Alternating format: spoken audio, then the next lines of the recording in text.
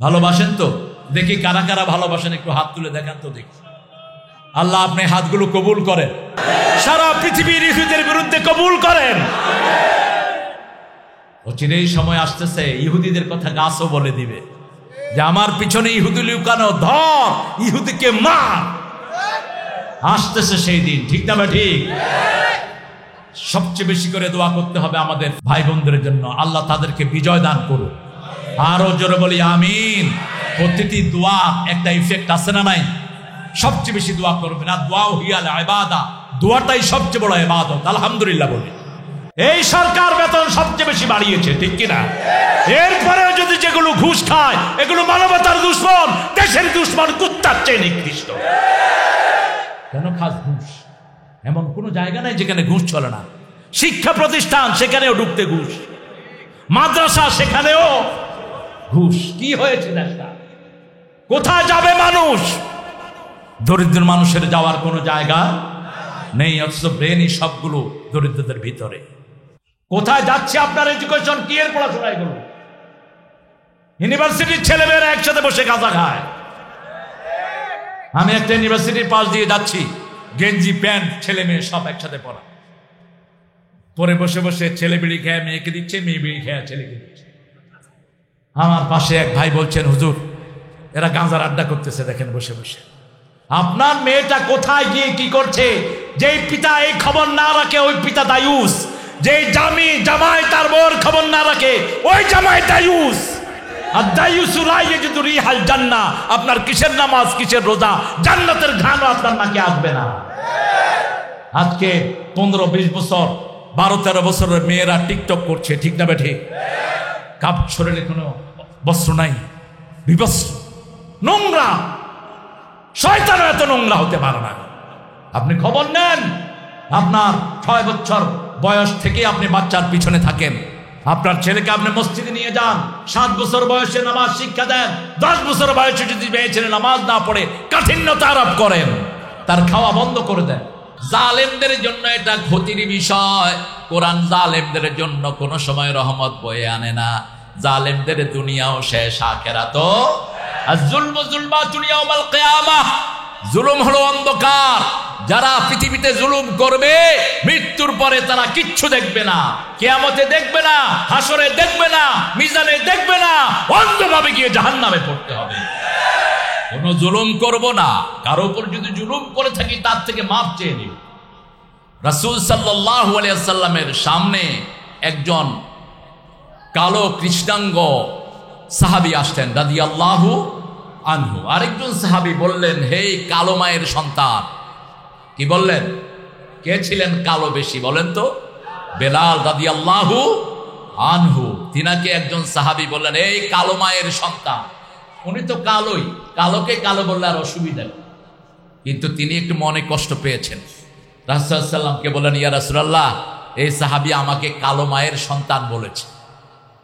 যখনই বিচার গেছে রাসূলুল্লাহ সাল্লাল্লাহু আলাইহি ওয়াসাল্লাম ডাকলেন, আনতা ইমরাউন ফিকা জাহিলিয়া, তুমি এমন যুবক, তোমার ভিতরে জেহালত আছে, তুমি কেন তাকে কালো মায়ের সন্তান বললা? সে তুমি যে ইচ্ছা করে কালো হয়নি, কালো করেছেন কে? আমাদের চেহারা কারো ভালো কারো খারাপ, দেখতে একটু এদিক সেদিক, কিন্তু সবগুলো চেহারা বানিয়েছেন কে?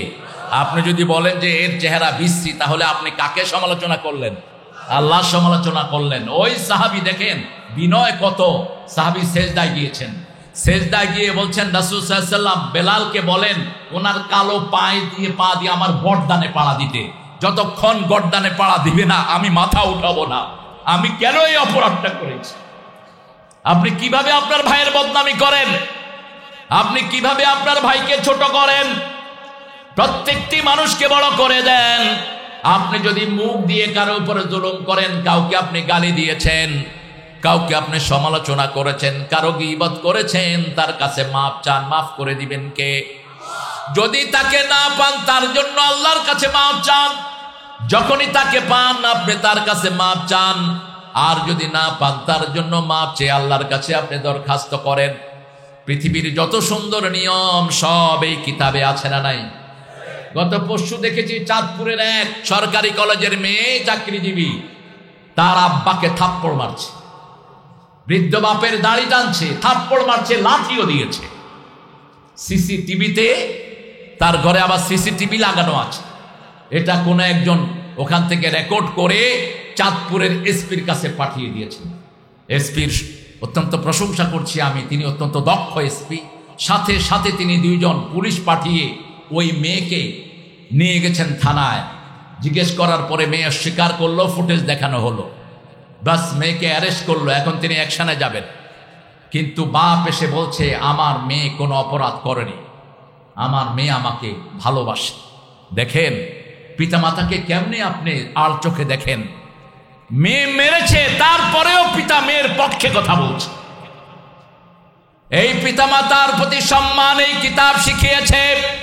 আপনার সন্তান যদি কোরআন হাদিস না জানে, আপনার সন্তান কখনো আপনাকে সম্মান করবে না, ঠিক না বা ঠিক? এই জন্য আজকে আমরা ওয়াদা করব, আমরা এখানে যারা এসেছি আমাদের প্রত্যেকের সন্তানকে আমরা কোরআন হাদিস শিক্ষা দেব। রাজি আছেন তো?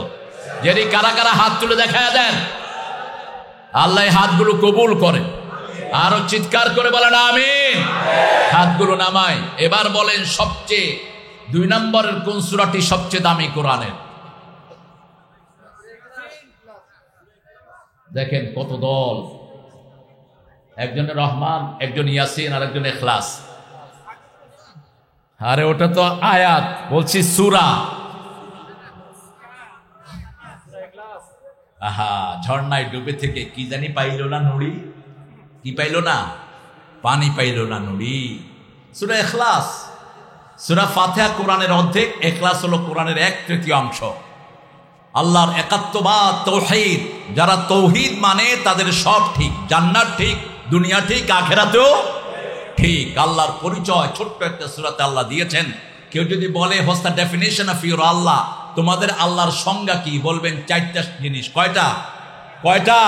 কুল হুয়াল্লাহু আহাদ, বলো আল্লাহ একক, আল্লাহুস সামাদ, মুখাপেক্ষীহীন, তিনি এত উপরে, তার উপরে আর কেউ নাই। তিনি কিছুই খান না, সবাইকে তিনি খাওয়ান।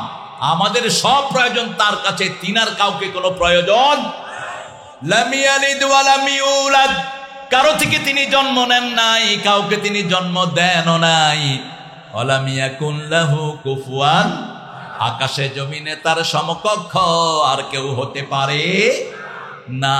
কি চমৎকার সংজ্ঞা! 4টা গুণ। কয়টা? আবার রাসূল সাল্লাল্লাহু আলাইহি ওয়াসাল্লামের নাম কোরআনে এসেছে কয়বার? কথা বলেন। 4 বার এসেছে। সূরা মুহাম্মদ এসেছে, সূরা আল ইমরান এসেছে, সূরা আহজাব এসেছে, আর এসেছে সূরা আল ইমরানে। 4 বার আল্লাহ মুহাম্মদ, তাও ইয়া মুহাম্মদ বলে একবারও সম্বোধন করেন নেই।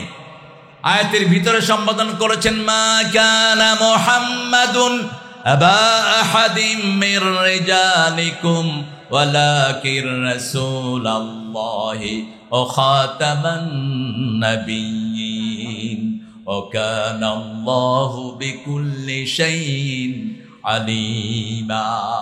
রাসূল সাল্লাল্লাহু আলাইহি ওয়াসাল্লাম কোন পুরুষের, স্বাবলম্বী পুরুষের পিতা ছিলেন না।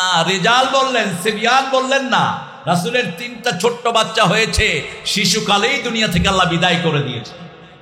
কেন বিদায় করে দিয়েছেন? এই জন্য প্রত্যেক বড় বড় নবীর সন্তান নবী হয়েছে, ঠিক কি না? ইব্রাহিম আলাইহিস সালামের সন্তান নবী আছেন না নাই? কয়জন? মোট সন্তান ছিল কয়জন ওনার? হায় হায়, কয়জন? 12 জন। হ্যাঁ ঠিক আছে, কয়জন? 12 জন। এর মধ্যে নবী হলেন কয়জন? 2 জন। একজন মা হাজেরার ঘরে, আরেকজন কার ঘরে? সারার ঘরে। এই সারা রাদিয়াল্লাহু আনহা, সারার ঘরে হলো ইসহাক আলাইহিস সালাম। পৃথিবীর যত নবী সব এই বংশে, ইব্রাহিম আলাইহিস সালামের বংশে। এই জন্য কেউ যখন দুরূদ ইব্রাহিম পড়ে, ইব্রাহিম আলাইহিস সালামের নাম দিয়ে দুরূদ পড়ে, সব নবীদের উপর সওয়াব চলে যায়। এটা পরিপূর্ণ একটি দুরূদ। আল্লাহুম্মা সাল্লি আলা মুহাম্মাদ ওয়া আলা আলি মুহাম্মাদ, এইভাবে পড়বেন। আল্লাহ রাব্বুল আলামিন 3 নাম্বার সূরা করলেন সূরা কাউসার। এটা কোরআনের 1/4 যে একবার সূরা কাউসার পড়বে, কোরআনের 1/4 সওয়াব পেয়ে যাবে। ধারাবাহিকভাবে 3টা দামি সূরাই আমাদেরকে আল্লাহ উপহার দিয়েছেন। সূরা ফাতিহা পারে না দুনিয়াতে এমন কোন মুসলমান, একজন মুসলমানও নাই এরকম যিনি সূরা ফাতিহা পারেন না। তবে যারা মসজিদে যায় না তাদের মধ্যে গন্ডগোল থাকতে পারে, কিন্তু মসজিদে গেলেই এই সূরাটা উপহার দেন কে?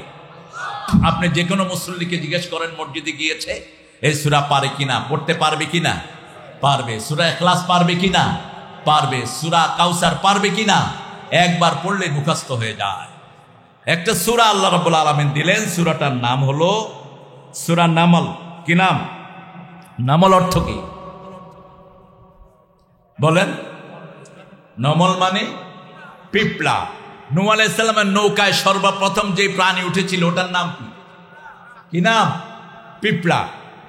আর সর্বশেষ যে প্রাণীটি ওনার নৌকায় ঢুকেছেন সেই প্রাণীর নাম কি?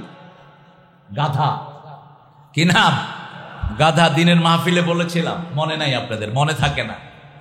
গাধার লেজ ধরেছে আবার শয়তান। গাধার অর্ধেক নৌকায় আর অর্ধেক বাহিরে। এখন নূহ আলাইহিস সালাম বলছেন, আল্লাহ গাধা ভিতরে ঢুকতেছে না। তখন গাধাকে বলল, এই গাধা তোমার কি হয়েছে?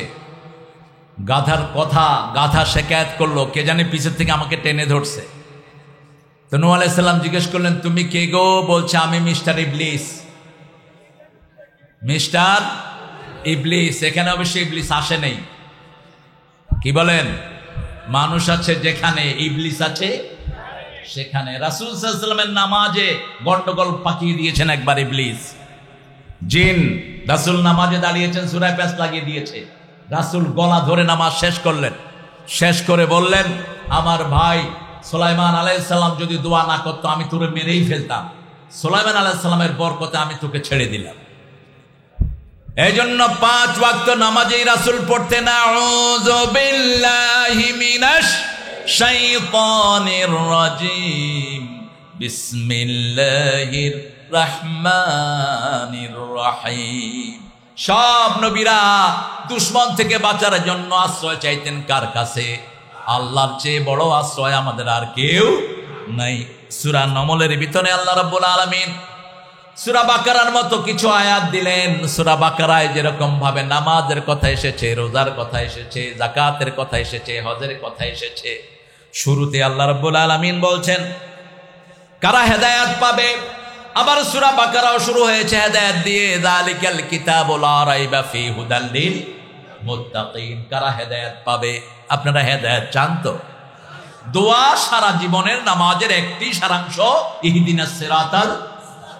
আমরা হেদায়েত চাই। হেদায়েত ছাড়া কেউ বাঁচতে পারে? সারা পৃথিবীর মানুষ প্রত্যেকটি মুহূর্তে তার হেদায়েত দরকার। কি দরকার?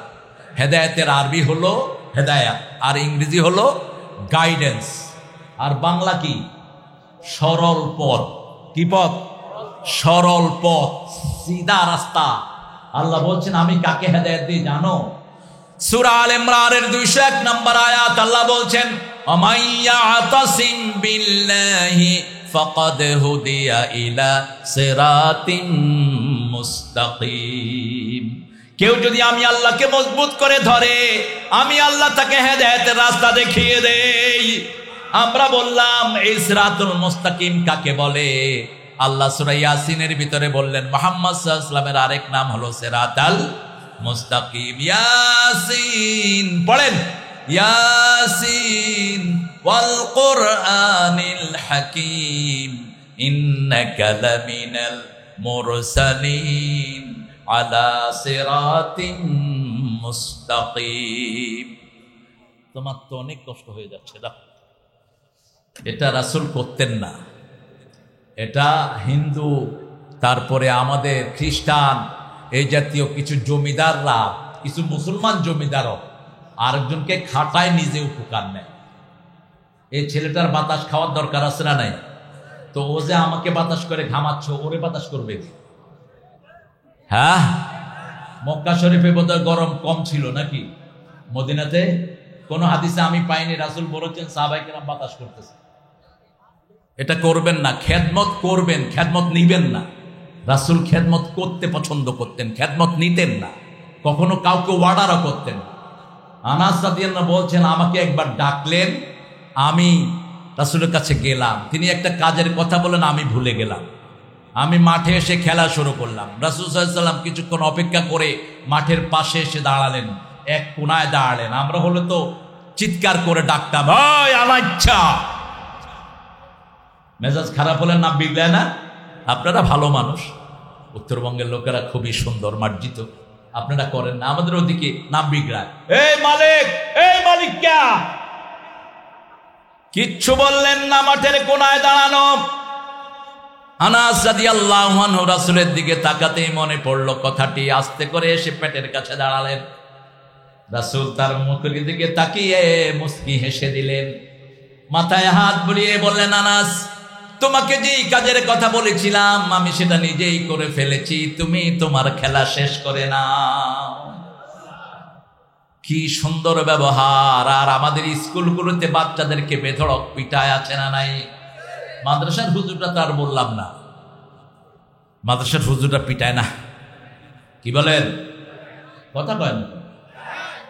আপনাদের এই ঠাকুরগাঁয়ে এনজিওর এক কর্মী প্রাইমারি স্কুলের বাচ্চার কান কামড়িয়ে ছেড়ে ফেলেছে। এই জাতীয় যারা মানুষ খেকো মানুষ, এদেরকে প্রতিষ্ঠানে রাখা উচিত না। প্রতিষ্ঠানের টিচার হবে শান্ত ঠান্ডা মেজাজের, উগ্রতা নিয়ে বাচ্চাকে পড়ানো যায় না। এই জন্য টিচার ট্রেনিং যে সমস্ত টিচারের নাই, এরা কখনো বাচ্চাকে পড়ানো উচিত না। আপনারা হেফজুখানায় টিচার রাখবে, তবে আমাদের অধিকাংশ হাফেজরাই সহনশীল, আলহামদুলিল্লাহ বলেন।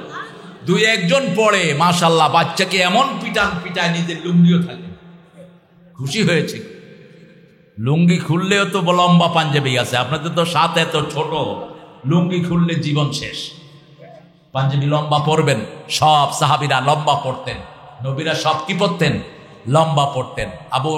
আবু হুরায়রা, আবু বকর সিদ্দিক তাদের পাঞ্জাবি ছিল ওনার কাফনের কাপড়। এতটুক রাখবেন যাতে আপনার কাফন হয়ে যায়, কারণ আপনি কোথায় মারা যাবেন এটা আপনি কখনো বলতে পারেন।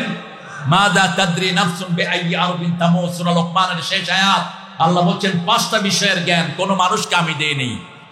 কখন কি খাবে, মাযা তাকসিবু গাদা, কে জানেন? আল্লাহ জানেন। কোথায় আপনি মরবেন কে জানেন? কিয়ামত কখন হবে কে জানেন? মায়ের পেটে কি আছে কে জানেন? কখন বৃষ্টি হবে কে জানেন? আবহাওয়া অফিস বলে খুব বৃষ্টি হবে, পরের দিন ঠাডা ভাঙা রোদ। এরকম হয় না? হয় না? হয়। সব কিছুর একমাত্র জ্ঞান কার কাছে? তবে গায়েব কিছু আমাদের দেশের কিছু হুজুররা জানেন, পীর সাহেবেরা কিছু গায়েব জানেন, আছে না? আহা, কে শিখাবে এদেরকে? কোন মানুষ যদি মনে করে কোন নবীও গায়েব জানতেন, ও মুশরিক। 4 ইমাম বলেছে আল্লাহ ছাড়া গায়েব জানার ক্ষমতা কারো নাই। গায়েবের একমাত্র মালিককে। সব নবী আলাইহিস সালামকে আল্লাহ যা শিখিয়েছেন তিনারা তাই শিখেছেন, ঠিক না ঠিক? পড়েন আমার সাথে, আউযু বিল্লাহি মিনাশ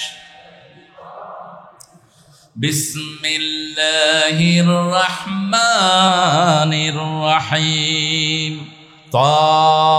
তাসিন তিলকা আয়াতুল কুরআনি ওয়া কিতাবিম মুবিন হুদাও ওয়া বুশরা লিল মুমিনিন আল্লাযীনা ইউকিমুনাস সালাতা ওয়া ইউতুনাজ যাকাতা ওয়া হুম বিল আখিরাতি হুম ইউকিনুন। আল্লাহু আকবার। এরকম কথা আল্লাহ ছাড়া আর কেউ বলতে পারে না। কোরআনের সাথে পৃথিবীর কোন কিতাবের কোনো মিল নাই। কোন কিতাব পড়লে সওয়াব হয় না, কিন্তু এটা পড়লে কি হয়? কতটুকু সওয়াব? প্রতিটি অক্ষরে 10 নেকি। এটার পাশে বসলে সওয়াব, এটার সাথে থাকলে সওয়াব, এটা শুনলে সওয়াব, না বুঝলেও সওয়াব। এক পিতা কোরআন পড়তেন দৈনিক, ছেলেরা দেখতো পিতা কোরআন পড়ছে কিন্তু কোরআনের কিছুই বুঝে না। কোরআন নিয়ে বসে থাকতো পিতা 2 ঘন্টা 3 ঘন্টা 5 ঘন্টা। সন্তানরা বলল, বাবা আপনি তো you don't know the meaning of it, আপনি কিছু অর্থ জানেন না, আপনি নিয়ে বসে থাকেন কেন? বাপ ছেলেকে বলছে, শোনো, খলই চিনেন তো, ওই যে মাছ ধরে রাখে যে কি বলে এটাকে? হ্যাঁ, কলাই। ওই যে খলাই, এই খলার ভিতরে কিছু কয়লা ছিল ওনার ঘরে। তিনি বললেন, বাবা এই খলাইটা করে সাগরের থেকে পানি নিয়ে আসো। এখন খলাইতে যদি আপনি পানি উঠান থাকবে? থাকবে না। বা ছেলেরা বললো, বাবা এটা তো পানি থাকবে না। বলছে, যাও নিয়ে আসো। খলের ভিতরে কি ছিল? কয়লা ছিল। কি ছিল? কয়লা ছিল। 1 দিন গেল, 2 দিন গেল, 3 দিন গেল, যখনই পানিতে চুবায় কয়লা কমে না বাড়ে? কয়লা কমে। 3 দিন পরে পিতার কাছে যখন সন্তান আসলো, বলল, বাবা তুমি এখানে একটা ভুল কাজ করলা। বাবা এবার উত্তর দিচ্ছে, শোনো বাবা, খলের ভিতরে কি ছিল? বলছে কয়লা ছিল। তোমরা যে খলি দিয়ে পানি আনতে গিয়েছো, পানি আসে নাই, কিন্তু খলি পরিষ্কার হয়ে গেছে। আমি কোরআন বুঝি না, কিন্তু কোরআনের থাকার কারণে আমার ভিতরও পরিষ্কার, বাহিরও পরিষ্কার। কোরআন এমন নেয়ামত, যেটার কাছে যায় তাকে বরকত দিয়ে ধন্য করে দেয়। বাংলাদেশে যখন 2019 করোনা শুরু হয়, এই করোনা থেকে আমরা নিষ্কৃতি পেয়েছি প্রথম ধাপে এই কোরআনের মাধ্যমে। সরকার প্রথম হেফজোখানাগুলো খুলে দিয়েছেন, মনে আছে কিনা আপনাদের? বলছে সব হেফজোখানাগুলো খোলা। ছোট ছোট মাসুম বাচ্চারা রাত 3টা থেকে উঠে কোরআন শরীফ পড়া শুরু করে, কারণ কোরআন শরীফ মুখস্থ হওয়ার ওটাই হলো শ্রেষ্ঠ সময়। সেই সময় আরশ, আল্লাহ রাব্বুল আলামিন আরশ থেকে প্রথম আকাশে নেমে আসেন আর বলতে থাকেন, আলা মিন মুস্তাগফিরিন ফাগফির আলা, আলা মিন মুস্তারজিকিন ফারজুকা। কে আছো রিজিকের কমতি আছে, তাকে রিজিক দিয়ে দেব। কে আছো গুনাহ করেছো, মাফ চাও, সব গুনাহ মাফ করে দেব। এই শিশুরা এই সময় কোরআন পড়া শুরু করলো। সারা দেশ থেকে করোনা বিদায় হওয়া শুরু হলো। পরবর্তী পর্যায়ে ভ্যাকসিন আসলো, আমাদের দেশ করোনা মুক্ত হয়ে গেল। এত কম ক্যাজুয়ালিটি দুনিয়ার কোন দেশে হয়নি। আলহামদুলিল্লাহ বলবেন না? আমাদের দেশে মারাত্মক অবস্থা হতে পারত, যতটা থিকলি পপুলেটেড। দেখেন এত অল্প জায়গার ভিতরে কত হাজার হাজার মানুষ আপনার হাজির হয়েছেন, কিন্তু সেই অনুপাতে আমাদেরকে হেফাজত করে দিয়েছেন কে? সে আল্লাহ। বলছেন তাসিন, এই শব্দগুলো আল্লাহ ছাড়া এটার অর্থ আর কেউ জানে না। তিলকা আয়াতুল কিতাব, তিলকা আয়াতুল কোরআন, এগুলো হলো কোরআনের আয়াত। তিলকা বললেন কেন? এই কিতাবটা আমরা যেটা দেখছি এটা হলো কাগজের কিতাব, কিন্তু আসল কিতাবটা কোথায় আছে? লৌহে মাহফুজে। আসল কিতাবটা আল্লাহ প্রত্যেক মুসলমানের স্মরণ শক্তিকে লৌহ মাহফুজের মতো সংরক্ষণ করেছেন। এমন জায়গায় কোরআন থাকে, পৃথিবীর সব মেশিনে আপনার সারা শরীরের সব সমস্যা আসবে, কিন্তু একটা কোরআনে এত ধরা পড়বে না। কিভাবে সংরক্ষণ করেছেন? আবার আল্লাহ বলছেন এইভাবেই সংরক্ষণ নয়, আমার কিতাব যারা সংরক্ষণ করবে, আমি আল্লাহ কিয়ামত পর্যন্ত তাদেরকে সংরক্ষণ করে দেব।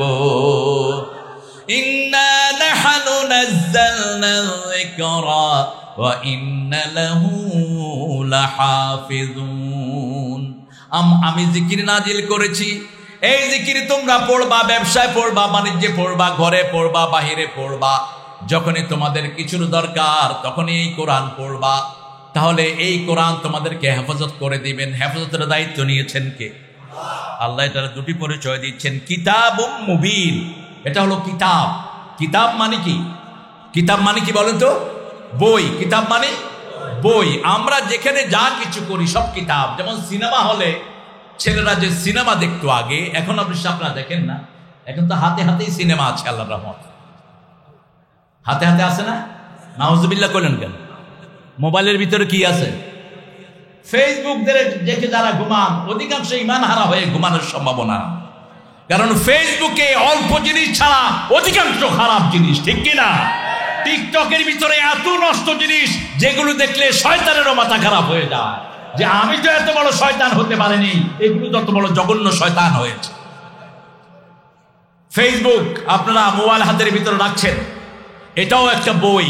প্রত্যেকটি মুহূর্তে আমরা যেই কাজগুলো করি, এটা কি বই? আল্লাহ রাব্বুল আলামিন বলছেন কিয়ামতের ময়দানে যার ডান হাতে আমি বই দিয়ে দেব, তাকে আমি আল্লাহ বিনা হিসাবে মাফ করে দেব। আম্মা মান উতিয়া কিতাবাহু বিয়ামিনিহি ফাসাউফা ইউহাসাবু হিসাবান ইয়াসীরা ওয়ায়ানকালিবু ইলা আহলিহি মাসরুরা। কার কথা? যাকে আমি ডান হাতে আমলনামা দিয়ে দেব, বিনা হিসাবে আমি তাকে জান্নাত দিয়ে দেব। রাসূল সাল্লাল্লাহু আলাইহি ওয়াসাল্লাম এখান থেকে আয়াত নিয়ে দোয়া করতেন, পড়েন আল্লাহুম্মা হাসিবনি হিসাবান ইয়াসীরা। এটাকে ব্যাখ্যা করলেন আমাদের জাতীয় কবি, চিনেন তো? কি নাম? রোজ হাসরে আল্লাহ আমার করোনা বিচার, আল্লাহ করোনা বিচার, বিচার চাহে না তব দয়া চাহে এ গুনাহগার। আল্লাহ করোনা বিচার, বিচার যদি করবে কেন রহমান নাম নিলে, ও নামের গুণে তরিয়ে যাব কেন এ ধ্যান দিলে। দিন ভিখারি হয়ে আমি ভিক্ষা যে দিন চাইব স্বামী, সেদিন শূন্য হাতে ফিরিয়ে দিতে পারবে না গো আর। আল্লাহ করোনা বিচার, আল্লাহ করোনা বিচার। বলেন আমিন। সবচেয়ে বেশি দোয়া করবেন সেজদায়। কখন? সেজদায়। আকরাবুল আবদ ইনদা রাব্বিহি হুয়া সাজিদ। মুসলিম শরীফের বর্ণনা, বান্দা যখন সেজদায় যায় আল্লাহর মধ্যে তার মধ্যে কোনো পর্দা থাকে না, সবচেয়ে বেশি আল্লাহর নিকটে চলে যায়। রাসূল সাল্লাল্লাহু আলাইহি ওয়াসাল্লাম বলছেন ফাকসিরুদ দুআ, এই সেজদায় তোমরা বেশি করে দোয়া করো। মা আয়েশা বলছেন রাসূল সাল্লাল্লাহু আলাইহি ওয়াসাল্লাম কখনো কখনো এত লম্বা সেজদা দিতেন, জনান্তু কাবেদাত রূহা, আমি ধারণা করতাম তিনি সেজদায় মারা গিয়েছেন। আমি তার পায়ের আঙ্গুলে চিমটি খেতাম, তিনি পা নাড়াতেন, তখন আমার মনে হতো রাসূল সাল্লাল্লাহু আলাইহি ওয়াসাল্লাম এখনো দুনিয়ায় জীবিত। তিনি একবার সেজদায় গিয়ে কাঁদছেন আর বলছেন আল্লাহুম্মা হাসিবনি হিসাবান ইয়াসীরা। মা আয়েশা রাদিয়াল্লাহু আনহা শুনে বললেন ইয়া রাসূলুল্লাহ গফিরা লাকা মা তাকাদ্দামা মিন যামবিকা ওয়া মা তাআখার, আপনার আগের পরের সব গুনাহ আল্লাহ মাফ করে দিয়েছেন। সূরা ফাতিরের শুরুতে আল্লাহ সেই সুসংবাদ রাসূলকে দিয়েছেন। কেন আপনি এত কষ্ট করে করে আপনি সেজদায় থাকতে থাকতে আপনার চোখ ফুলে যায়, চোখের পানিতে দাড়ি মোবারক ভিজে যায়, দাঁড়িয়ে থাকতে থাকতে পায়ের গোড়ালি ফুলে যায়, কেন এত কষ্ট করে করে আপনি আল্লাহর কাছে মাপ চান? তিনি মুস্কি হেসে বলছেন আয়েশা রে, আমি কি আল্লাহর কৃতজ্ঞ গোলাম হব না? কৃতজ্ঞতা প্রকাশের জন্য এইভাবে আমি আল্লাহর কাছে মাপ চাই। বলছে আপনার তো সব গুনাহ মাপ। রাসূল সাল্লাল্লাহু আলাইহি ওয়াসাল্লাম বলছেন আল্লাহ আমাকে মাফ করে দিয়েছেন, সেটা আমি জানি। আল্লাহ যেন কিয়ামতের ময়দানে বিনা হিসাবে আমার উম্মতকেও মাফ করে দেন, সেই জন্যই আমি দোয়া করতে থাকি। জিবরাইল আমিন আলাইহিস সালাম আসলেন রাসূলের ওফাতের সময়। মা আয়েশা সিদ্দিকার বাইনা জহরিহি ওয়া হিজরি, এখানে রাসূলের মাথাটা শোয়া। রাসূল সাল্লাল্লাহু আলাইহি ওয়াসাল্লাম অসম্ভব জ্বরে ভুগছেন, প্রচন্ড জ্বর। মা ফাতেমা রাসূল সাল্লাল্লাহু আলাইহি ওয়াসাল্লামের মাথার পাশে। হঠাৎ করে একটা অপরিচিত লোক আসলো, রাসূলের সাথে দেখা করতে চাইলো সাল্লাল্লাহু। মা ফাতেমা বললেন আপনি আব্বাকে ডিস্টার্ব করেন, আপনার কষ্ট হচ্ছে। রাসূল সাল্লাল্লাহু আলাইহি ওয়াসাল্লাম জিজ্ঞেস করলেন ফাতেমা কাকে সরিয়ে দিয়েছো? বলছে লোকটাকে আমি চিনি না, আমি লোকটাকে চিনি না। বলছে তুমি দেখো তিনি আগে কখনো এসেছেন কিনা। কয় না আগে কখনো ওনাকে দেখি নেই। রাসূল সাল্লাল্লাহু আলাইহি ওয়াসাল্লাম বুঝলেন, বলছে ওনার সাথে আর কেউ আছে নাকি? কয় না। তিনি খুঁজতে লাগলেন জিবরাইল আমিন আলাইহিস সালামকে। আকাশে তিনি অপেক্ষায় আছেন।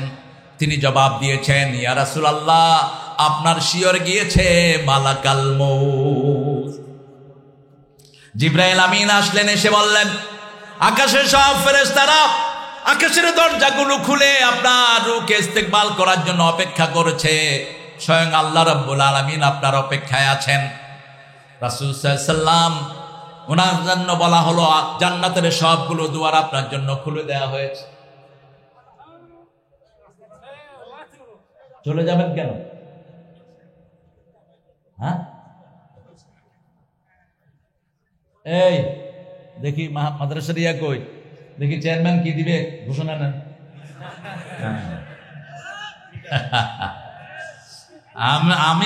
আমি থাকলে আমার মেহমানরাও থাকবে, কি বলেন? আমি এত দূর থেকে এসে, অবশ্যই একটা ভ্যালিড কারণ আছে, মায়ের খেদমত করে, আল্লাহ কবুল করুক আমার ভাইটাকে। বলছে মা অপেক্ষা করছে, যে আমি কোনো কথা বলতে পারছি না, কারণ মায়ের খেদমত করে ওয়াজ করুনি। রাসূলের শুধু দোয়াই পান নাই, রাসূল জামা মোবারক ওনাকে উপহার দিয়ে গেছেন। আর ওমর ফারুকের মতো জান্নাতি সাহাবীকে বলছেন এই জামা ওয়াজ করুনিকে দিয়ে তুমি দোয়া চেয়ে নিও ওয়াজ করুনির কাছে। আল্লাহ আমার ভাইকে সেরকম কবুল করুক। চেয়ারম্যান সাহেব, চেয়ারম্যান, হ্যাঁ আলহামদুলিল্লাহ, ঠিক আছে। আপনার আম্মাকে আমার সালাম দিবেন। আমরা একটু পরে যাই, কি বলেন, কালেকশনের জন্য নাকি নাকি এখনো শুরু হবে? হ্যাঁ, আপনার ঠিক আছেন তো? সারা রাত থাকবেন তো ইনশাআল্লাহ? আচ্ছা, আপনার সারা রাত থাকেন, আমি একটু পরে চলে যাবো। এত রাত্রে করলেন কেন? জিবরাইল আমিন যখন বললেন রাসূল সাল্লাল্লাহু আলাইহি ওয়াসাল্লামকে আপনার জন্য জান্নাতের সবগুলো দরজা খোলা, রাসূল সাল্লাল্লাহু আলাইহি ওয়াসাল্লাম মুখ খুশি হয়নি। জিবরাইল আমিন আলাইহিস সালাম বললেন, ইয়া রাসূলুল্লাহ, আপনি খুশি হতে পারেন না। তিনি শুধু একটা কথা বললেন, আমার উম্মতের কি অবস্থা হবে। সুবহানাল্লাহ বলতে ইচ্ছা করে, আমার উম্মতের কি অবস্থা হবে। রাসূলের উম্মত হতে রাজি আছেন তো? রাজি আছেন তো মুসলমান? হাত তুলে দেখায় দাও।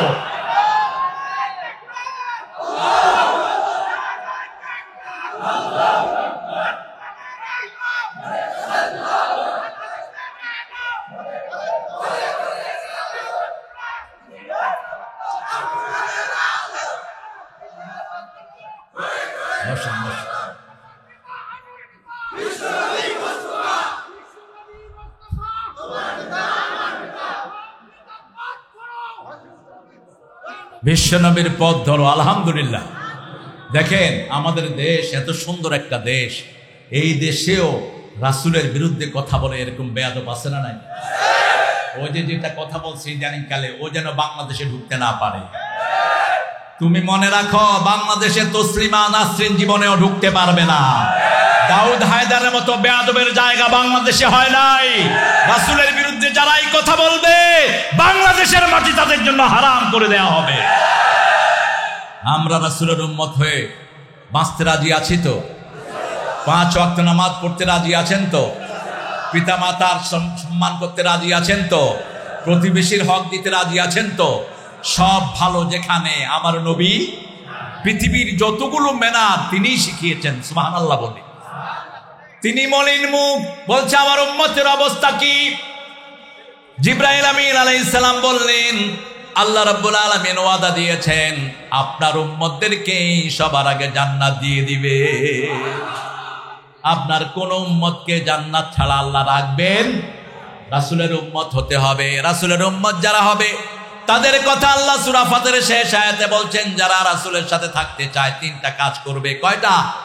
মুহাম্মাদুর, পড়েন, মুহাম্মাদুর রাসূলুল্লাহ ওয়াল্লাযীনা মাআহু আশিদ্দাউ আলাল কুফফারি রুহামাউ বাইনাহুম তারাহুম রুকআ সুজদান ইয়াবতাগুনা ফাদলাম মিনাল্লাহি ওয়া রিদওয়ানা সিমাহুম ফি উজুহিহিম মিন আসারিস সুজুদ। আল্লাহু আকবার।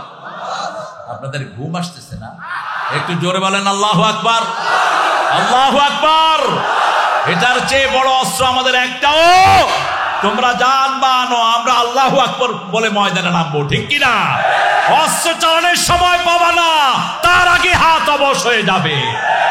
বলেন আল্লাহু আকবার। মুহাম্মাদুর রাসূলুল্লাহ। মুহাম্মদ কার রাসূল? কে বলছেন? কে বলছেন? যত জায়গায় মুহাম্মদ বলেছেন, 3 জায়গায় আল্লাহ বলেছেন মুহাম্মদ আমার রাসূল। এক জায়গায় বলেছেন আমিনু বিমা নুজিলা আলা মুহাম্মদ, মুহাম্মদের উপর যা নাজিল করেছি সবটার উপরে ঈমান আনো। সুবহানাল্লাহ। সূরা মুহাম্মদ এটা বললেন। আর 3 জায়গায় বললেন মুহাম্মাদুর রাসূলুল্লাহ, মা কানা মুহাম্মাদুন আবা আহাদিম মির রিজালিকুম ওয়ালাকিন রাসূলুল্লাহি ওয়া খাতামান নাবিয়্যিন।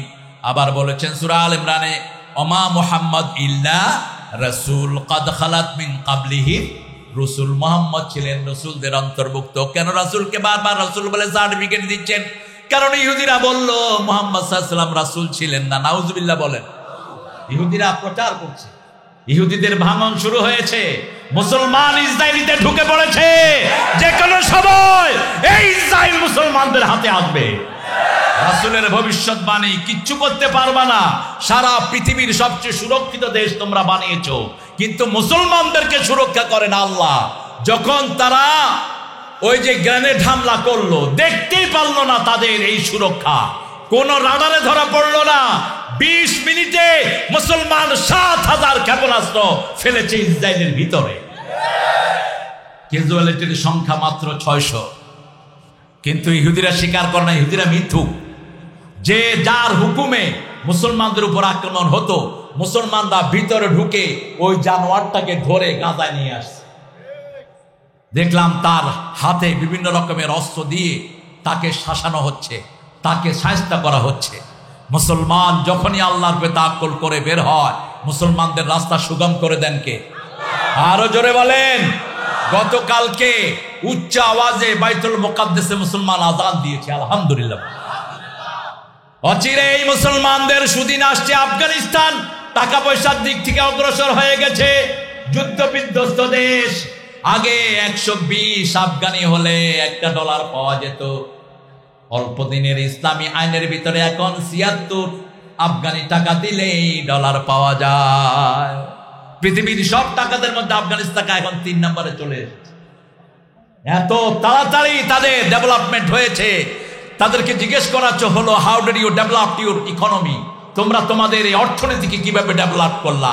তারা বলল, আমরা চুরি বন্ধ করে দিয়েছি, দেশ থেকে কোনো টাকা বাহিরে যায় না, প্লাস ইন্টারনেটে কোনো ভুয়া ব্যবসা আমরা করতে দেই না। এই দুইটা বন্ধ করার কারণেই তাদের প্রবৃদ্ধি বেড়ে গেছে। আমাদের দেশে যদি এই দুইটা করা হয়, আমাদের দেশ পৃথিবীর শ্রেষ্ঠ মানিতে পরিণত হবে। আমাদের দেশ শেষ করেছে চোরগুলো, ডাকাতগুলো, ঠিক কিনা? আমাদের দেশ সোনার দেশ। কি হয়েছে? মাশাআল্লাহ, আলহামদুলিল্লাহ বলেন। আমাদের উপজেলা চেয়ারম্যান, আল্লাহ তাকে বরকত দান করুন। কত দিলে আপনারা খুশি হন বলেন তো? হ্যাঁ, আপনাদের লোকেরা কত ভালো। কত?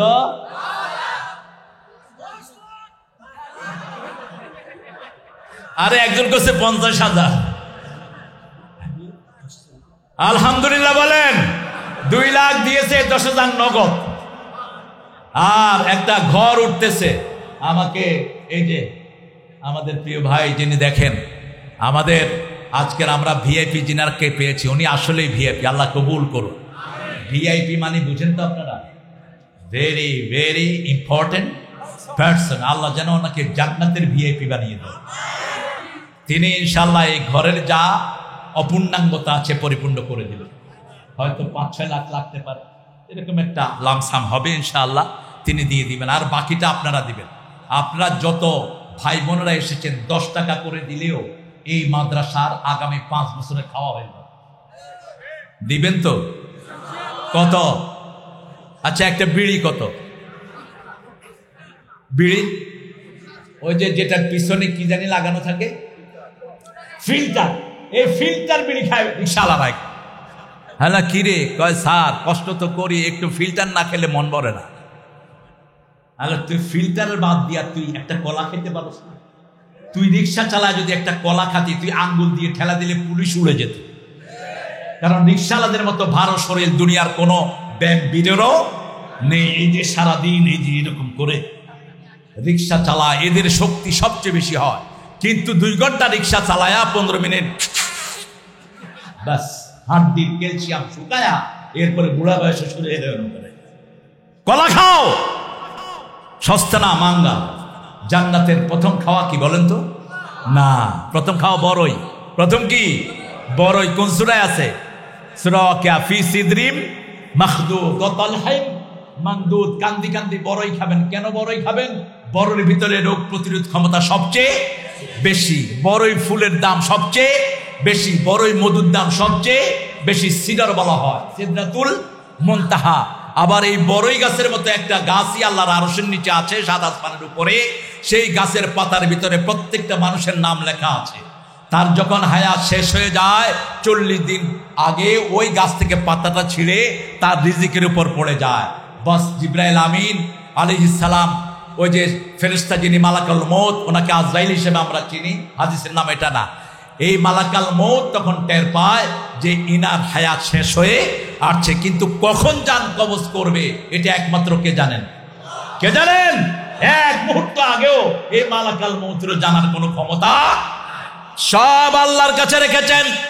নির্দেশ দেওয়ার সাথে সাথেই কুন বলার আগেই ফায়াকুন হয়ে যায়। আমরা যেন নেককার হিসাবে দুনিয়া থেকে যেতে পারি, আল্লাহ তৌফিক দান করেন। প্রথম খাবেন বড়ই, তারপরে খাবেন কি কলা, তারপরে ছায়ায় বসবেন, তারপরে পানি খাবেন। আমাদের হিন্দু শাস্ত্রে একটা কথা আছে, ভরা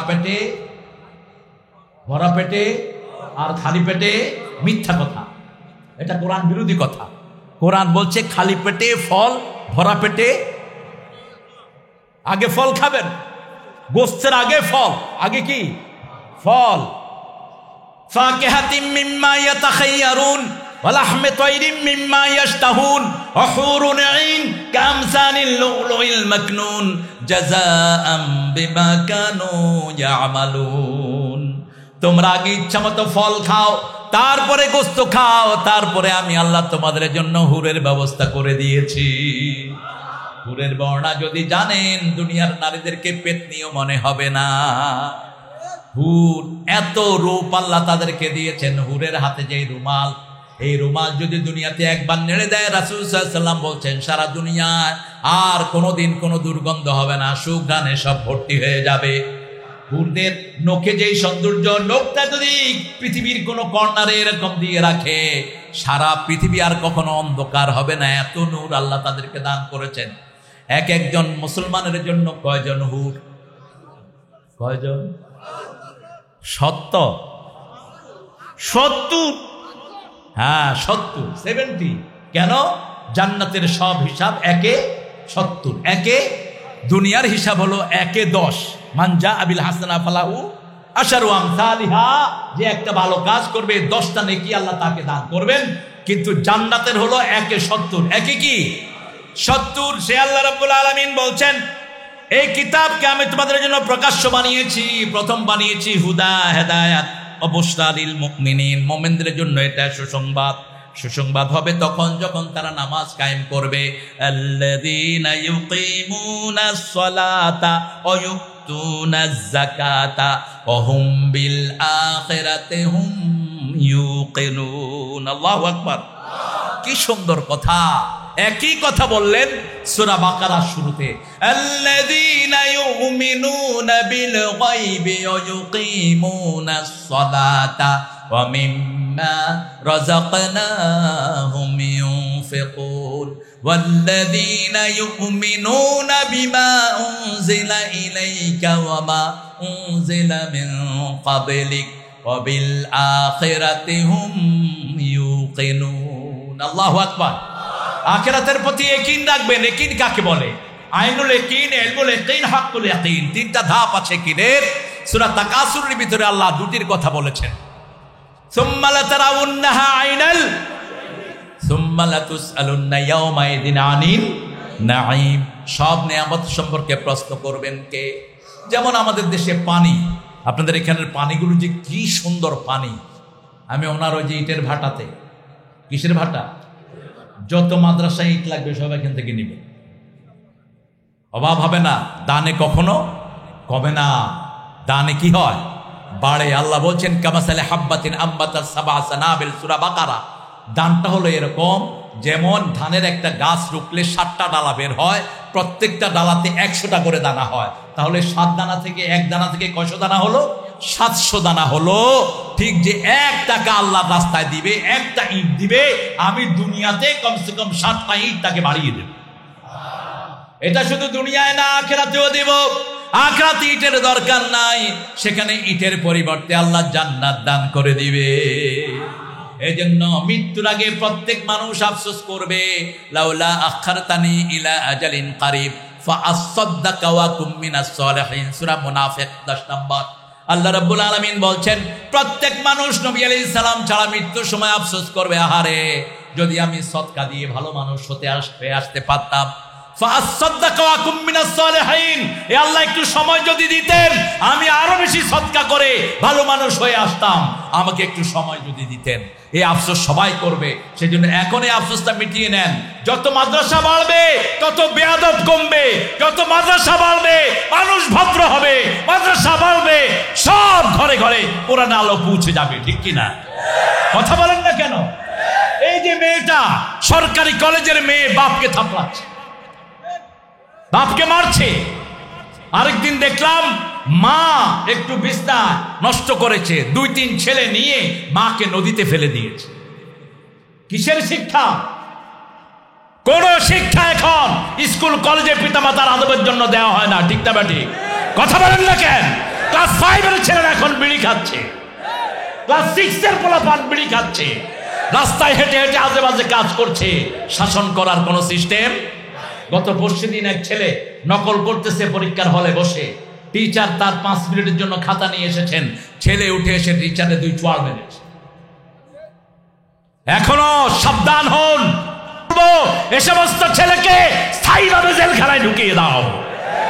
শিক্ষা ব্যবস্থার ভিতরে কোরআন ঢুকাও, তা না হলে তুমিও শেষ, তোমার পরিবারও শেষ, ঠিক না ঠিক? একটা মাদ্রাসার প্রথম শিক্ষাই হলো আদব। আপনি যে কোনো মাদ্রাসা ভিজিট করেন, উচ্ছৃঙ্খল কোনো ছেলে পাবেন না। ছেলেরা এসেই প্রথম বলে আসসালামু আলাইকুম, কথা কন না কেন? এরপরে দাঁড়িয়ে থাকে ওস্তাদ যেটা বলে সেটা শুনে। ওস্তাদ যদি বলে তুমি দেরি করে আসলা কেন, নিচের দিকে তাকিয়ে বলে হুজুর আমার আব্বা অসুস্থ, এই জন্য দেরি হয়ে গেছে। হুজুর মুস্কি হেসে বলেন আল্লাহ তোমার আব্বাকে শাফা দান করুক, ঠিক আছে তুমি পড়তে যাও। আছে না নাই? আর স্কুলে স্যার দাঁড়ানো, ছেলে ঢুকতেছে, স্যারও সালাম নাই, ছেলেরও। ইভেন কি পতাকা যখন উঠে তখনও কোনো সালাম, পতাকা উঠানোর সময় হেই হেই হেই।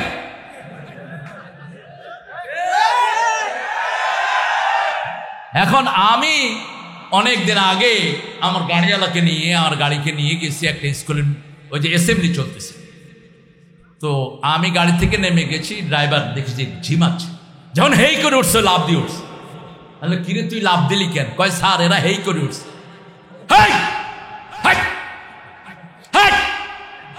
কিসে পতাকা কি ভিসকি দিয়েছেন আপনি? পতাকা কি নিয়ম? আপনি সালাম দেন। 85 লক্ষ শিশু প্রত্যেক সকালে স্কুলে যায়। 85 লক্ষ ছেলে যদি সালাম দেয়, 85 লক্ষ সালামে সারা বাংলাদেশের অশান্তি দূর হয়ে যাবে। মালয়েশিয়া একটা ছোট্ট দেশ, খুব বেশি জনগণ নেই। সেই মালয়েশিয়াতে চাইনিজরা আছে 35%, বাকিরা মুসলমান। বেশ কিছু কেরালার লোকেরা আছে। সেই অল্প পার্সেন্ট লোকের মধ্যে মুসলমানদের শিশু প্রত্যেক স্কুলে তারা বাধ্যতামূলক করে দিয়েছেন সালাম দিতে হবে। নীতিও ঢুকতে সালাম, বাইর হতে সালাম, আবার ঘরে ঢুকার আগে সালাম, ঘর থেকে বের হওয়ার সময় বিসমিল্লাহি তাওয়াক্কালতু। শয়তান হতাশ হয়ে যায়। এই বরকতে তাদের দেশের ছেলেরা ভদ্র হচ্ছে, শান্ত হচ্ছে। আমাদের দেশের বাচ্চাদের কোনো অপরাধ, পৃথিবীর শ্রেষ্ঠ ব্রেন আমাদেরকে দান করেছেন কে? এবারও সারা পৃথিবীতে কোরআনে আমাদের দেশ চ্যাম্পিয়ন, ঠিক না ঠিক? কথা বলেন না কেন? একটা দরিদ্র ঘরের সন্তান, কি নাম জানেন ছেলেটা? কি সুন্দর চেহারা। আল্লাহ তাকরিমের হায়াত তুমি দারাজ করে দাও, হাজার হাজার ছেলেকে তাকরিমের মতো করে দাও। কি নিয়ামত! আমাদের দেশের ছেলেগুলো জিনিয়াস, যেখানে গিয়েছে মেধার স্বাক্ষর দিয়েছে। এই স্কুলের ভিতরে ইসলাম ঢুকাও, সিলেবাসে ইসলাম আনো, কোরআন আনো, তা না হলে তুমি বাপ, তোমাকে থাপড়াবে 2 দিনের মধ্যেই।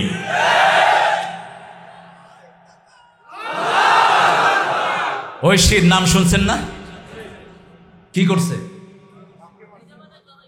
মা বাপকেও মারছে, মাকেও। কিসের জন্য? হ্যাঁ, কোন স্কুলে দিয়েছে? হ্যাঁ daddy, how are you doing? Dad. মেয়ে এসে বাপকে বলে ড্যাড। বাপ কয় বাপরে বাপ, আমার মেয়ে কিরকম আমাকে ডাকছে। ঢাকায় এক লোক আমাকে বলল হুজুর পোলা হালারে ইংরেজিতে দিছি, হে আমার কি ড্যাড না ফ্যাট কর। তা আমি কইলাম দিছেন কেলা? কয় কি করুম, জমানা পয়লা গেছে গা উল্টা পাল্টা। কয় আমারে তো ড্যাড ফ্যাট কইল, ওর মারে ও মামি কয়। তা আমি কই তোর মারে যদি মামি কস, মামার বরে কি করবি? আমাদের ইসলাম আছে যেখানে শান্তি আছে। আবুল থেকে আব্বা, আবুল কোরআনের শব্দ। যে আব্বা বলবে 30টা নাকি আল্লাহ তাকে দান করে দিবেন। উম্মুন মা, আম্মা যে বলবে 30টা নাকি তার আমল নামায় লিখে দিবেন কে? এই দুইটাই কোরআনের শব্দ। কিসের শব্দ? কোরআনের শব্দ। আপনি আপনার বাচ্চাকে আদব শিখান, বাচ্চাকে আপনি সালাম দেন, বাচ্চা আপনাকে সালাম দিবে। একজন রিকশাওয়ালা হয়েছে, রিকশাওয়ালা না হলে আমাদের মতো লোকের পরীক্ষা হতো না, ঠিক না বা ঠিক? আল্লাহ সম্পদ দিয়েও দেখেন, নিও দেখেন, এমন কোন পয়সাওয়ালা পাবেন না যার পুরা 14 গোষ্ঠী পয়সাওয়ালা। সিরাজউদ্দৌলা নবাবের লোকেরা এখন কাপড় দিয়ে জীবিকা নির্বাহ করে। আবার আমাদের দেশে বসুন্ধরার যিনি মালিক, তিনার আব্বা অত্যন্ত দরিদ্র মানুষ ছিলেন, ঠিক না বা ঠিক? এইভাবেই আল্লাহ ঘুরায় একটা সার্কেলকে। আপনি রিকশাওয়ালা, যখন রিকশায় আপনি উঠছেন, আপনার ছেলেকে আপনি শিক্ষা দেন, বাবা তুমি ওকে সালাম দাও। রিকশাওয়ালার দোয়া আছে না নাই? নামাজি রিকশাওয়ালা আছে না নাই? এরা আল্লাহর ওলি। আমি দেখেছি একজন লোক সব লোকের কাছে দোয়া চাইতেন, তিনার ছেলেটা এখন শ্রেষ্ঠ হাফেজ হয়েছেন। এই তাকরিমের আব্বারও একই অবস্থা ছিল, যাকেই পেতেন তার কাছে বলতেন আমার ছেলেটার জন্য আপনি একটু দোয়া করেন। আপনি দেখবেন এই তাকরিমও আপনার সংস্পর্শে আসলে কি চায়, কি চায়? এর আগে চ্যাম্পিয়ন হয়েছে নাজমুস সাকিব, দেখা হয়েছে, জড়িয়ে ধরেছে, জড়িয়ে ধরে বলছে ওস্তাদজি আপনি আমার জন্য দোয়া করবেন, দোয়া চাইবেন। দোয়া যে চায় সে নবীর সুন্নত আদায় করে। রাসূল সাল্লাল্লাহু আলাইহি ওয়াসাল্লামের ব্যাপারে সাইয়েদনা ওমর ইবনে খাত্তাব রাদিয়াল্লাহু আনহু বলছেন, আমি উমরায় যাব, রাসূল সাল্লাল্লাহু আলাইহি ওয়াসাল্লামের কাছে গেলাম, রাসূল বললেন, মিশকাতে এসেছে হাদিসটি, ওমর লা তানসানি ফি দুআইক আও আশিকনি ফি দুআইক, হে ওমর তুমি যখন মক্কায় গিয়ে দোয়া করবা, তোমার দোয়ায় আমি নবীকে তুমি ভুলে যেও না। ওমর ফারুক কেঁদে ফেললেন, ইয়া রাসূলুল্লাহ আমার কাছে দোয়া চেয়ে আপনি আমাকে যত বড় করে দিয়েছেন, আল্লাহ যেন আপনাকে আরো বড় করে দেয়। আপনি দোয়া চাইবেন, দোয়া চাওয়া কি সুন্নাহ। আল্লাহ বলেছেন তোমরা যদি চাও তোমার দোয়া কবুল হোক, প্রথম আমার প্রশংসা করো, আমার নবীর উপর দরুদ দাও, মধ্যখানে যা বলার তা বলো, যা চাওয়ার চা চাও, শেষে আবার আমার প্রশংসা করে নবীর উপর দরুদ দাও, মধ্যখানে যা বলবা সব কবুল করে নেবেন কে? এই জন্য সূরা সাফফাতের শেষ আয়াতে আল্লাহ বলছেন, সুবহানা রাব্বিকা রাব্বিল ইজ্জাতি আম্মা ইয়াসিফুন ওয়া সালামুন আলাল মুরসালিন আলহামদুলিল্লাহি রাব্বিল আলামিন। সব নবীদেরকে সালাম দেন। কয় লক্ষ নবী ছিল? কয় লক্ষ? 1,24,000। এই বর্ণটাকে সহি বলেছেন অনেকেই। তো এই একবার সালাম দিলেন, 1,24,000 নবীর পর সালাম চলে গেল। আর রাসূল সাল্লাল্লাহু আলাইহি ওয়াসাল্লাম বলছেন সব নবীরা কবরে জীবন্ত থাকে। নবীদেরকে যখন কেউ সালাম দেয় জীবিত মানুষের মতো তিনারা উত্তর দিয়ে দেয়। আমাকে যখন কেউ সালাম দেয়, রুদ্দা আলাইহি রূহি, আল্লাহ আমার মধ্যে রূহ ফিরিয়ে দেন, জীবন্ত মানুষের মতো আমি সালামের উত্তর দিয়ে দেই। এজন্য প্রতিদিন পড়বেন, পড়েন ওয়াসালামুন, পড়েন ওয়াসালামুন আলাল মুরসালিন আলহামদুলিল্লাহি রাব্বিল আলামিন। মুমিন হওয়ার জন্য প্রথম কাজ হলো সালাত পড়বেন। তো কয় ওয়াক্ত? আরো জোরে বলেন।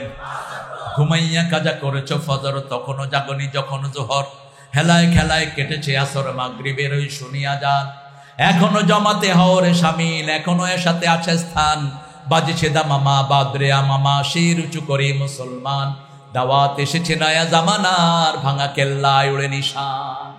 আজকের রাতটাই আপনার জীবনের শেষ রাত হতে পারে, ঠিক কিনা? কিভাবে ঘুমিয়ে থাকো ফজর করে কাজা,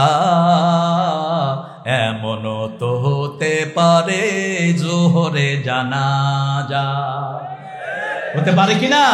কেমনে আপনি নামাজ কাজা করেন? যখনই কাজা হয়ে গেল পড়ে নেন, মাফ করে দিবেন কে? ঘুমিয়ে আছেন, আপনাকে কেউ ডাকে নেই, আপনি যখন উঠবেন তখনই আপনার সময়, তখনই কথাবার্তা না বলে আগে কি করেন? নামাজ আদায় করেন, সালাত আদায় করেন। তবে এটা যেন রেগুলার না হয়। ফজরের চেয়ে বরকতি নামাজ আর একটা। রাসূল সাল্লাল্লাহু আলাইহি ওয়াসাল্লাম বলেছেন, বুখারী মুসলিমের বর্ণনা, মানুষ যখন শোয় শয়তান তার মাথায় গিট মারে, 3টা গিট। গিট চিনেন তো? কি বলে আপনারা? গিরো। গিরো। আপনাদের কিছু কথা আমাকে শিখিয়ে দিন। কেঙ্কাজান বাহে না? হ্যাঁ বাহে। কেঙ্কাসেন বাহে, ভালো আছি বাহে, সুন্দর কথা। তো এই গিট মারে, 3টা গিট। কয়টা?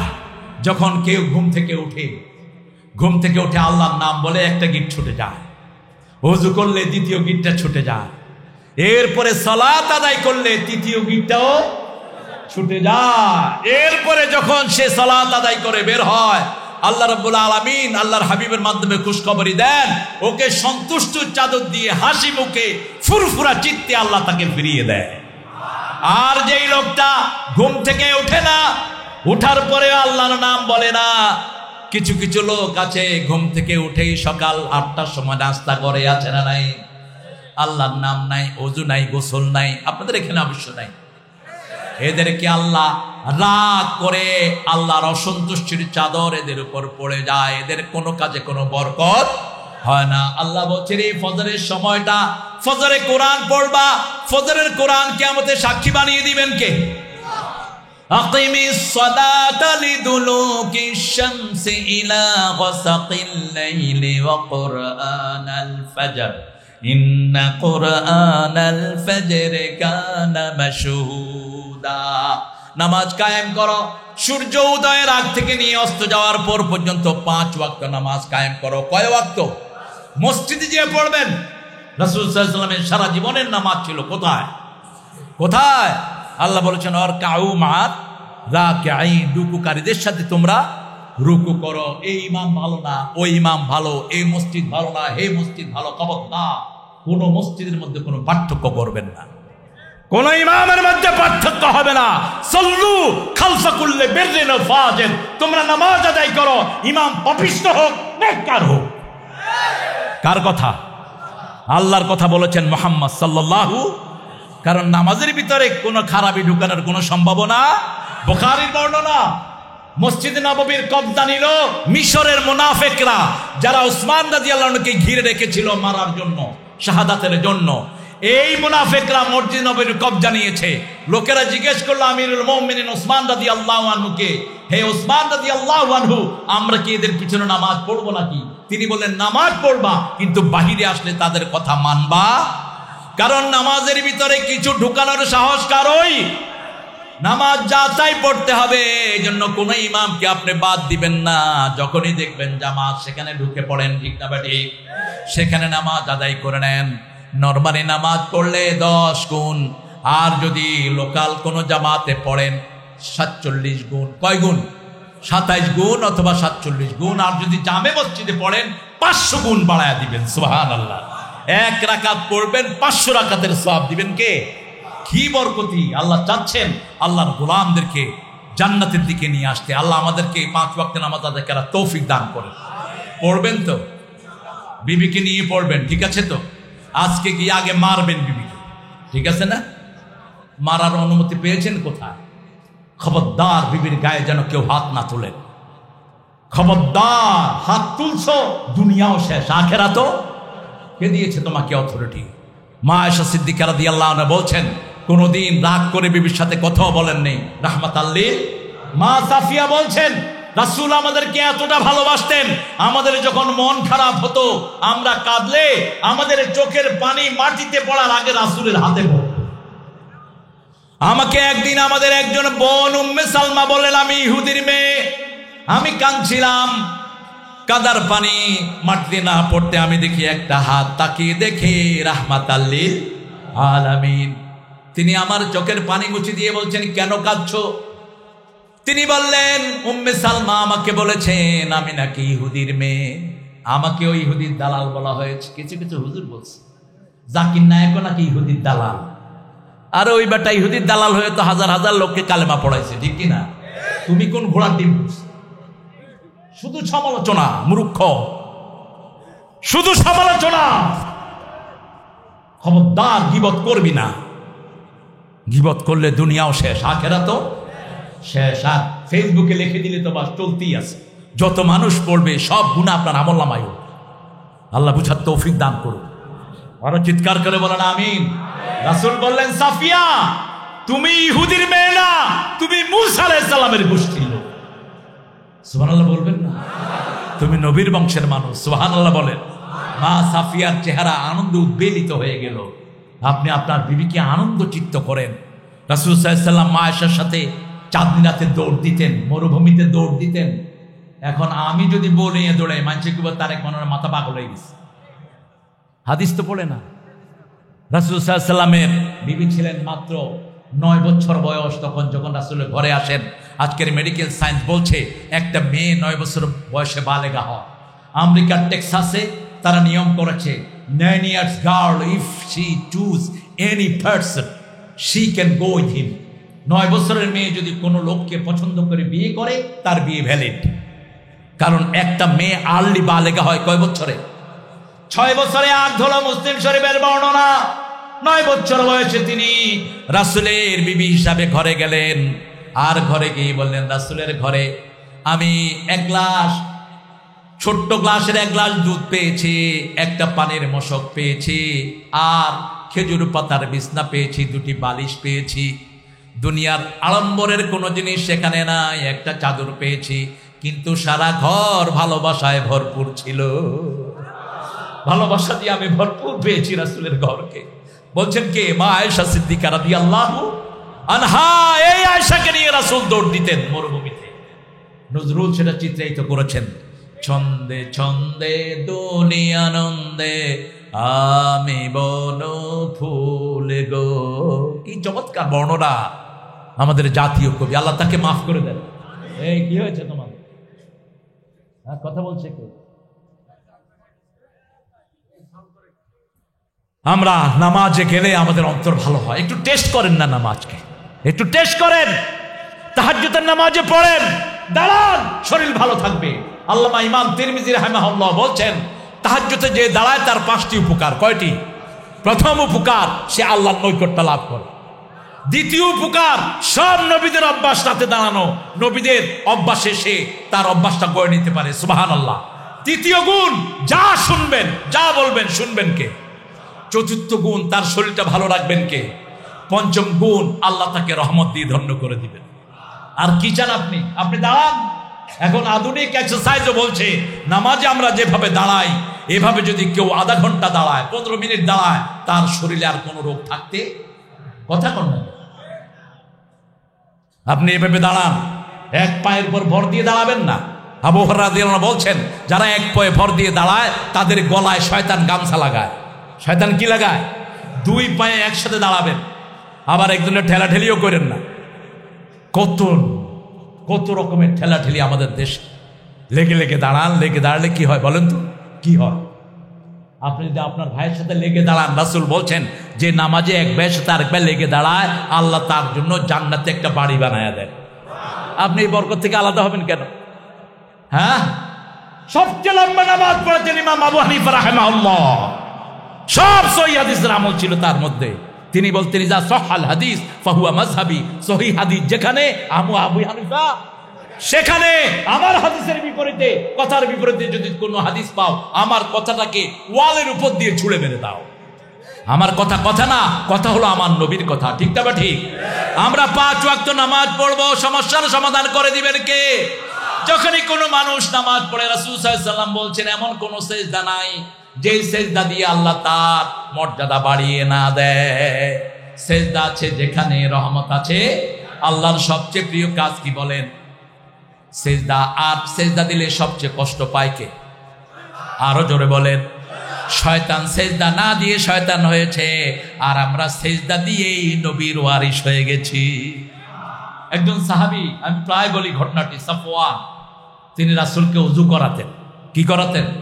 ওযু করাতেন। ওস্তাদদের খেদমত করবেন, ইমামদের খেদমত করবেন। আমাদের তো মোতাল্লির ইমামদেরকে ধমকায়, এই ইমাম বেতন দাও 3 টাকা, ধমক টইছে তোমার 5 টাকা। কোন মোতাল্লি যদি ইমামকে ধমকায়, ওই ইমামের পিছনে তার নামাজ হবে না। খবরদার, ইমাম তোমার বাড়ির চাকর না। আদবের সাথে কথা বলবা ইমামের সাথে। আমাদের সমাজ ব্যবস্থা আমাদের ইমামদেরকে দুর্বল করে রেখেছে, ঠিক কিনা? সৌদি আরব, মিডল ইস্টে ইমামদের বেতন সবচেয়ে বেশি, আর আমাদের দেশের ইমামদের বেতন সবচেয়ে। একটা রিক্সাওয়ালা এত কম পয়সা কামায় না। 3000, 5000। আজকে একটা ছেলে আব্দুল নূর আমার সাথে দেখা করতে এসেছে, মসজিদের মুয়াজ্জিন। কত কম বেতনে এরা সন্তুষ্ট থাকে, তারপরে মুখে হাসি, কাপড় চোপড় দেখলে মনে হয় ফেরেশতা। মুখে সবসময় কি হাসি। মানুষ দোয়ার জন্য আসে, দোয়া করে দেয়, ফ্রি দোয়া করে দেয়, ফু দিয়ে দেয়। আরে ডাক্তারের কাছে গেলে তো ফ্রি কিচ্ছু দেয় না। আর হুজুরদের কাছে আসলে ফ্রি সব করে, ঠিক না বেটি? আর অফিসে যেগুলো যারা বসে বসে ঘুষ খায়, চেহারা দেখলে মনে হয় এখনই চুরি করে আসছে, দেখলে মনে হয় দুইটা চোয়ার দেয় গালের ভিতরে, মুখে কখনো হাসি, সালাম দিলে উত্তর নিতে পারে, আপনি সালাম দিবেন ওই করেন।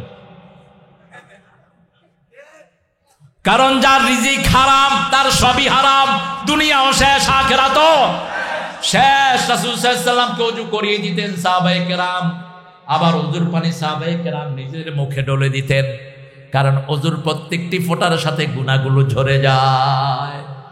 রাসূলকে পানি ঢেলে দিচ্ছেন, তিনার একটা মাত্র কাপড়, গায়ে আর কোনো কাপড় নেই, নিচে নামালে বুক খালি, উপরে উঠালে নিচে খালি।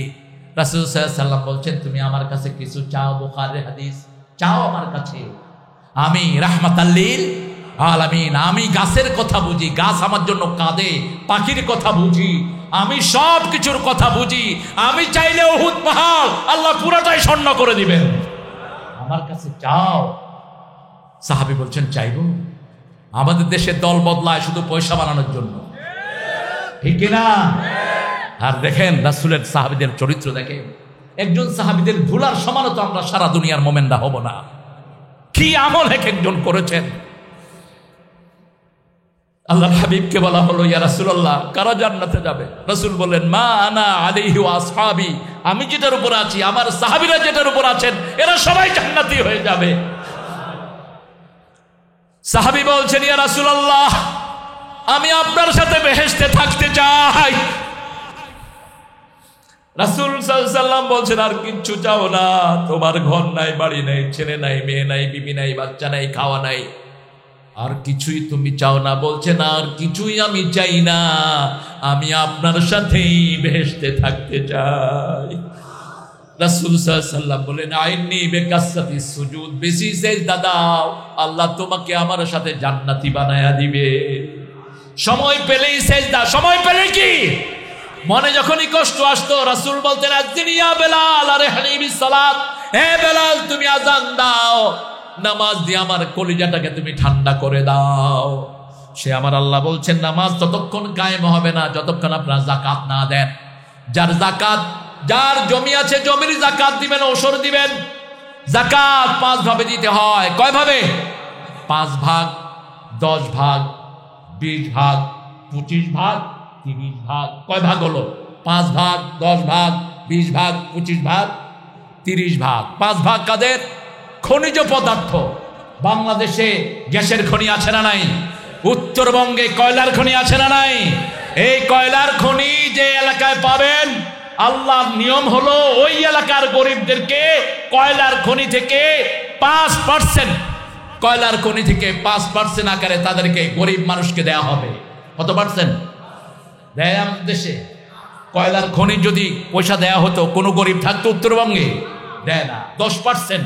আপনি কোনো খেতে ফসল লাগিয়েছেন, বৃষ্টি হয়নি, আপনি সেচের পানি দিয়ে আপনি সেই ফসলটা ফলিয়েছেন, আপনি সেটা থেকে 10 মণে 1 মণ কার রাস্তায় দিবেন? আল্লাহর রাস্তায়। ইয়াউমা হাসাদিহি, যেদিন এটা কাটবেন, আল্লাহ কোরআনে বলছেন ওই কাটার সময় খেতে দিয়ে আসবেন, বাড়িতে এনে দিতে পারবেন না। আর যদি বৃষ্টির পানিতে হয়, বৃষ্টির পানিতে যদি হয় তাহলে 10 মণে 1 মণ, আর যদি নিজে শেষ করে তাহলে 20 মণে 1 মণ গরিবকে দিবেন। আর 25টা ছাগল যদি আপনার হয়, একটা ছাগল কার রাস্তায় দিবেন? কথা কন না কেন? কিন্তু ছাগল যদি আপনার খাওয়াতে হয়, যদি ছাগলকে খাওয়াতে হয়, বেড়াকে খাওয়াতে হয়, এগুলো যদি সরকারি জমিনে চরে খায় তাহলে 25টাতে 1টা। আর যদি আপনার কিনে খাওয়াতে হয় তাহলে এগুলোর যাকাত দিতে, কথা কন না কেন? আর যদি 30টা ওঁট হয়, 1টা ওঁট গরিবকে দিবেন। আচ্ছা বলেন তো, এই হিসাবে যদি আমরা যাকাত দেই, বাংলাদেশে কোনো গরিব থাকবে? গরিব থাকবে না। আবার শরীরের যাকাত কি? শরীরের যাকাত রোজা। রাসূল সাল্লাল্লাহু আলাইহি ওয়াসাল্লাম প্রতি সপ্তাহে 2টা রোজা রাখতেন। কয়টা? কি কি বারে জানি? সোমবার, বৃহস্পতিবার। এই সোমবারে কে কে রোজা রাখছেন দেখি, হাত উঠান তো দেখি। ভালোবাসায় একেবারে উতলায়া যায়। আরেক গ্রুপ আছে ঈদে মিলাদুন নবী, আল্লাহর নবী করলেন 2টা ঈদ, আর তোরা বানালি 3টা ঈদ। 12ই রবিউল আউয়াল যে রাসূল ইন্তেকাল করেছেন, এটা সহিহ দলিল না। একটা বর্ণনায় এসেছে রাসূলের জন্মের তারিখ হলো 5টি। কয়টি?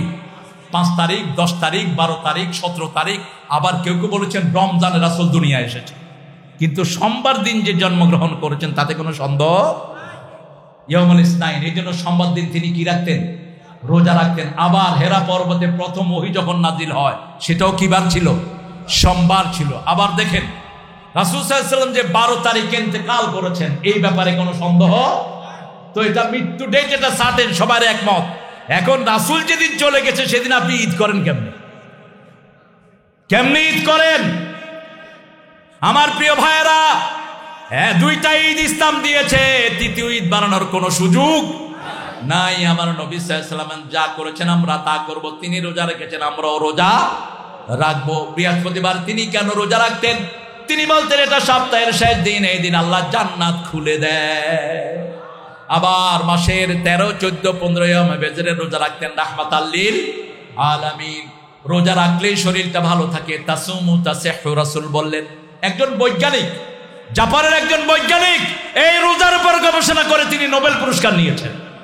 তিনি বলেছেন সব ধর্মে উপোস আছে, কিন্তু মুসলমানদের রোজার মতো এত শ্রেষ্ঠ রোজার কারো।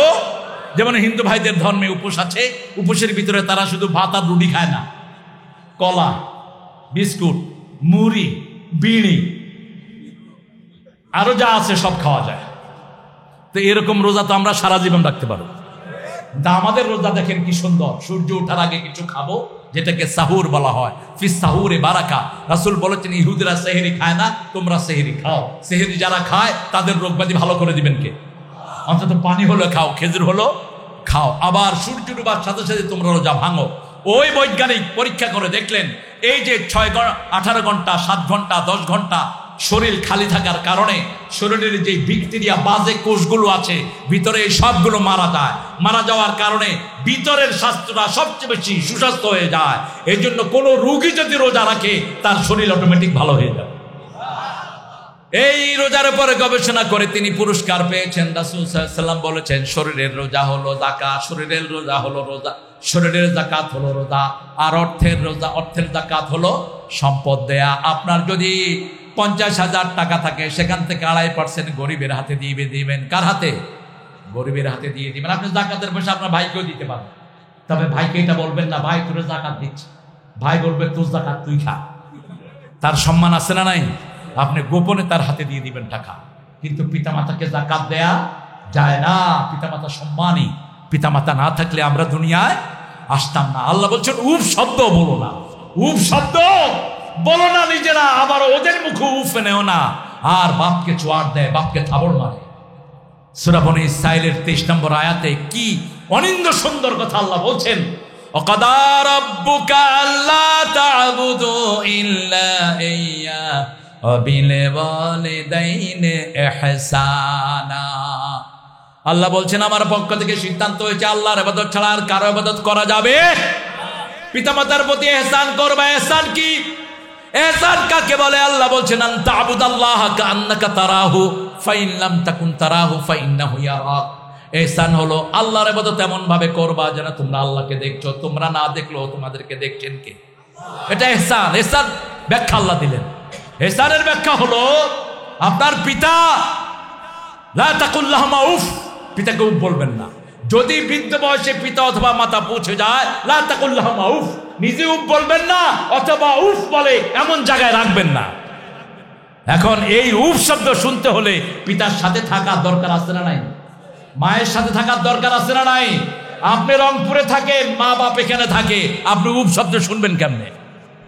কোন সন্তান যেন পিতামাতাকে একলা না রাখে, একা যেন না রাখে, পিতামাতার সাথে থাকেন। লা তানহারহুমা, ঝিড়কি দিয়ে কথা বলবা না।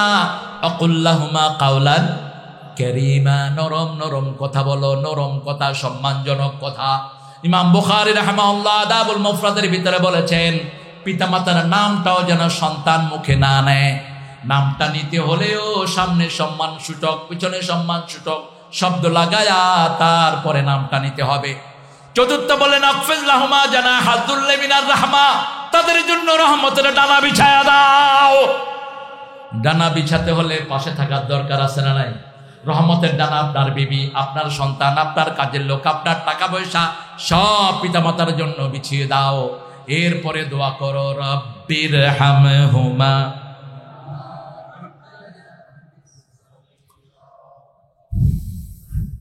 আমার মা গেছে চলে দুজনারে জান্নাত দিও তোমার আরশ তলে। সারাদিন দোয়া করেন পিতামাতার জন্য, রব্বির হামহুমা কামা রাব্বায়ানি সগীরা। পিতামাতা না হলে আমরা দুনিয়ার মুখ দেখতাম না, কেউ দেখতাম না। একজন সাহাবী ইয়েমেন থেকে মাকে নিয়ে এসেছেন মক্কায়, মাকে ঘাড়ে করে হজের সব অনুষ্ঠান করিয়েছেন। যাওয়ার সময় রাসূল সাল্লাল্লাহু আলাইহি ওয়াসাল্লামের সাথে বললেন, ইয়া রাসূলুল্লাহ, আমি কি মায়ের কোনো হক আদায় করতে পেরেছি? রাসূল সাল্লাল্লাহু আলাইহি ওয়াসাল্লাম বললেন, ওই যে তোমার মা তোমাকে দুধ পান করিয়েছে, এক চিমটি দুধের হকও তুমি আদায় করতে পারো নাই। সুবহানাল্লাহ বলতে ইচ্ছা করে। এজন্য মায়ের খেদমত করব, ফরজ করেছেন কে? আরো জোরে বলেন। অবিল আখিরাতে হুম ইউকিনুন। আখিরাতকে চোখের সামনে রাখবেন। একিন হলো যেমন আপনাদের এই প্রোগ্রামের মাইকিং হয়েছে, পোস্টারিং হয়েছে, কিন্তু প্রোগ্রাম হয়নি, ওটা ছিল ঈমান।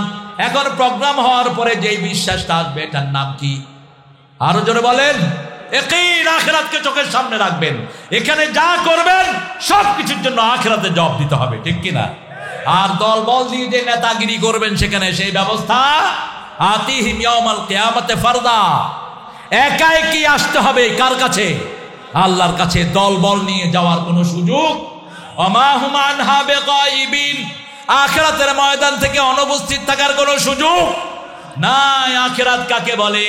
ওমা আদরাকা মা ইয়াউমুদ্দিন সুম্মা মা আদরাকা মা ইয়াউমুদ্দিন ইয়াউমা লা তামলিকু নাফসুন লিনাফসিন শাইআ ওয়াল আমরু ইয়াউমাইযিন লিল্লাহ। সেই দিন কোন মানুষ কোন মানুষের মালিক হবে না, সব মালিকানা কার?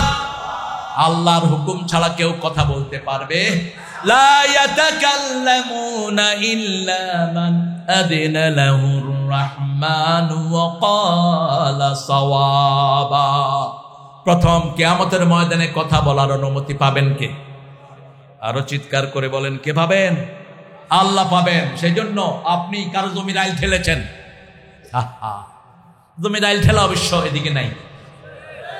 হ্যাঁ, বিবির গায়ে হাত তুলেছেন, মেয়েকে কম খাওয়ান, মেয়েকে বাঁকা চোখে দেখে, এরকম লোক আছে না? মেয়েকে বোঝা মনে করে। রাসূলুল্লাহ সাল্লাল্লাহু আলাইহি ওয়াসাল্লাম বলছেন, যেই ঘরের প্রথম মেয়ে সন্তান হয় ওই ঘরটা বরকতের ঘর, ওই ঘরকে বরকত থাকে। যেই ঘরে যত বেশি মেয়ে সেই ঘরে বরকত তত বেশি। মেয়েকে আল্লাহ নূর বলেছেন, কোন ছেলেকে বলেন নেই। রাসূল সাল্লাল্লাহু আলাইহি ওয়াসাল্লামের দুই মেয়ে ছিলেন, দুই নূর। এই দুই নূরকে বিয়ে করেছেন একজন সাহাবী, ওনার নাম হয়েছে ওসমান। ওসমান জিন্নুরাইন, দুই নূরের মালিক। এই মেয়েদেরকে আল্লাহ রাব্বুল আলামিন বরকতময় করে দিয়েছেন। রাসূল সাল্লাল্লাহু আলাইহি ওয়াসাল্লাম ঘর থেকে বের হওয়ার সময় সর্বশেষে মা ফাতেমার সাথে দেখা করতেন। আবার বাহির থেকে এসে সর্বপ্রথম কার সাথে? মা ফাতেমার সাথে দেখা করতেন। আবার ফাতেমা বলছেন রাদিয়াল্লাহু আনহা ওয়ারদা, মা ফাতেমাতুজ জাহরা রাদিয়াল্লাহু আনহা বলছেন, আমি যখন আব্বার কাছে যেতাম আব্বা দাঁড়াতেন, দাঁড়িয়ে আমার কোলে চুম্বন খেতেন, কোলে চুম্বন খেয়ে আব্বার জায়গা আমাকে বসাতেন, তিনি পাশে সরে বসতেন। সুবহানাল্লাহ বলতে ইচ্ছা করে না? আপনাদের কষ্ট হচ্ছে না? চলো চলো, আমার তো 12টা বাজছে, আপনাদের কয়টা? ফজর। করবেন না এটা, আমি আগামী দিনে এই প্রোগ্রামটা নেব না। 10টায় উঠেছেন তো, 10:15 উঠা, আর আসবো না এখানে। এশার পরপরই প্রোগ্রাম শেষ করবে, তাহলে মানুষের বরকত থাকে। এখন আপনাদের সব কথা মাথায় থাকবে না, কিন্তু এটা নিয়ম। জাআলনাল লাইলা লিবাসা, আমি রাতটাকে পোশাক বানিয়েছি। বিজ্ঞান বলছে রাতে মানুষের সেলগুলো ঘুমিয়ে পড়ে, আপনি যত দিবেন ঢুকবে না। আবার এর সাথে সাথে ঘুমিয়ে যাবেন, ক্যান্সার মুক্ত হয়ে যাবে শরীর। আলহামদুলিল্লাহ বলে। ব্রেন থেকে একটা স্টোরের রস বের হয়, ক্যান্সারের যতগুলো জারম আছে এটা মেরে ফেলে। আর এটা যত রাত বেশি হবে এগুলো চাঙ্গা হবে, আপনি ক্যান্সার আক্রান্ত হবেন। স্ক্রিন চোখের সামনে রাখবেন না। এই স্ক্রিনের মাধ্যমে আপনার ব্রেন নষ্ট হচ্ছে, হাত নষ্ট হচ্ছে, হাতের সেন্সার চলে যাচ্ছে, লিভার কিডনি সব নষ্ট হয়ে যাচ্ছে। যত বেশি পারেন আলো থেকে দূরে থাকেন, ঠিক না বেটি? রাসূল বলেছেন যখন ঘুমাবা সব লাইট বন্ধ করে দাও, আতফিন নূর সব বন্ধ করে দাও। কোন খালি পাত্র থাকলে ওটাকে ঢেকে দাও। শোয়ার আগে বিছনাটা ঝাড়ু দাও, কাপড় দিয়ে ঝাড়ু দাও। কি দিয়ে? কাপড় দিয়ে ঝাড়ু দাও। কারণ কি হয়েছে কথা বলছেন কেন? প্রতি 3 ঘন্টা অন্তর অন্তর মানুষের চামড়া চেঞ্জ হয়। কয় ঘন্টা? 3 ঘন্টা। আমরা খালি চোখে দেখি না। আপনি দেখবেন একটা সাদা জামা পরেছেন, আপনি বাহিরে যান নেই, কিন্তু খুললেই কলারে দাগ আছে না নাই? এটা আসলো কোত্থেকে? আবার পায়জামা পরেছেন, পায়জামার তলে বোধহয় কোনো দাগ লাগে না। তো এত ভিতরে দাগ গেল কোত্থেকে? আপনার চামড়া চেঞ্জ হচ্ছে। এই জন্য আপনি যখন ঘুমাবেন, রাসূল সাল্লাল্লাহু আলাইহি ওয়াসাল্লাম বলেছেন বিছনা ঝাড়ু দাও। আপনি কাপড় দিয়ে ঝাড়ু দেন, তাহলে ওই যে গায়ের পড়া টুকরাগুলো ওখান থেকে চলে যাবে। ওগুলোর ভিতরে বিভিন্ন রোগের জার্ম থাকে। ইসলাম আছে যেখানে রোগ মুক্তি সেখানে। বাতিগুলো বন্ধ করে ঘুমাবেন। নীরব যখন হয়ে যাবে তখন আপনার এই সেলগুলো ঘুমিয়ে পড়বে। দেখেন, গ্রামে ক্যান্সার বেশি না কম? আর শহরে কেন? যেই দেশে আলো বেশি ওই দেশে ক্যান্সার। সবচেয়ে বেশি ক্যান্সার বেশি হলো আমেরিকায়। আলো আর আলো, আলো আর আলো। এই আলোগুলো ক্যান্সারের বন্ধু। বোতলের সব খাওয়া ক্যান্সারের বন্ধু। গ্রামের লোকেরা বোতলের খাওয়া খুব খায় না, আপনার ন্যাচারাল খাওয়া খান। এই জন্য আপনার শরীরটা ভালো বেশি। বোতলের এই যে পেপসি, 7 আপ, কোক, সবগুলোর ভিতরে পোক। খাবার না, এগুলো নোংরা। এক বোতল পেপসির ভিতরে 4.5 চামচ 7 চামচ চিনি থাকে, সোডা থাকে 3 চামচ। কি খাচ্ছেন এগুলো? আপনার লিভার শেষ, কিডনি শেষ। এই জন্য ডাবের পানি খান। আপনাদের গ্রামে এই যে কত সুন্দর নদীর পানি, আপনাদের আলহামদুলিল্লাহ এই যে গাছের মধ্যে আম হচ্ছে, তারপরে ক্ষেতের মধ্যে শশা হচ্ছে। ন্যাচারাল জিনিসগুলো যত খাবেন শরীর তত ভালো থাকবে। আল্লাহ রাব্বুল আলামিন বলছেন কিয়ামতের জন্য তৈরি হও। একজন মহিলা, তার স্বামী বিদেশে গিয়েছেন, তিনি জিনা করে ফেলেছেন। তিনার চোখের সামনে ছিল এই আয়াত।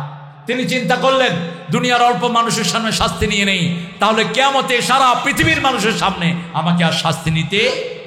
তিনি রাসূলের কাছে গেলেন, গিয়ে বললেন জানাইতু ইয়া রাসূলুল্লাহ, আমি জিনা করেছি। রাসূল মুখ ফিরিয়ে নিলেন। তিনি আবার গিয়ে বললেন জানাইতু ইয়া রাসূলুল্লাহ, আবার মুখ ফিরিয়ে নিলেন। কারণ যে প্রকাশ্যে জিনা করে তাকে প্রকাশ্য শাস্তি দেওয়াই হলো ওয়াজিব। আর যে গোপনে জিনা করে গোপনে মাপ চাইবে কার কাছে? আল্লাহ যদি মাফ করে দেয় আমাদের কোনো আপত্তি নাই। রাসূল চিন্তা করলেন মেয়েটা গোপনে গিয়ে মাপ চাক, কিন্তু মেয়েটার তওবা এত বড় ছিল। আবার গিয়ে বললেন আমি জিনা করেছি, শাস্তি দেন। রাসূল সাল্লাল্লাহু আলাইহি ওয়াসাল্লাম বললেন তোমার পেটে বাচ্চা এসেছে নাকি? হ্যাঁ এসেছে। তুমি জিনা করেছো, তোমার বাচ্চার কোনো অপরাধ। আর আমাদের দেশে একটা পতিতার বাচ্চা মারা গেলে কবর দেয় না, ওর তো কোনো দোষ নাই, ওই বাচ্চার কোনো দোষ নাই। দোষটা হলো যিনি অপরাধ করেছেন তার, ঠিক কিনা? রাসূল সাল্লাল্লাহু আলাইহি ওয়াসাল্লাম মহিলাকে ছেড়ে দিলেন। কোনো পুলিশ নাই, পাহারাদার নাই। পাহারাদার কে? কে পাহারাদার? একজনকে ভয় করবেন, দুনিয়া ঠিক হয়ে যাবে। একজনকে ভয় করবেন।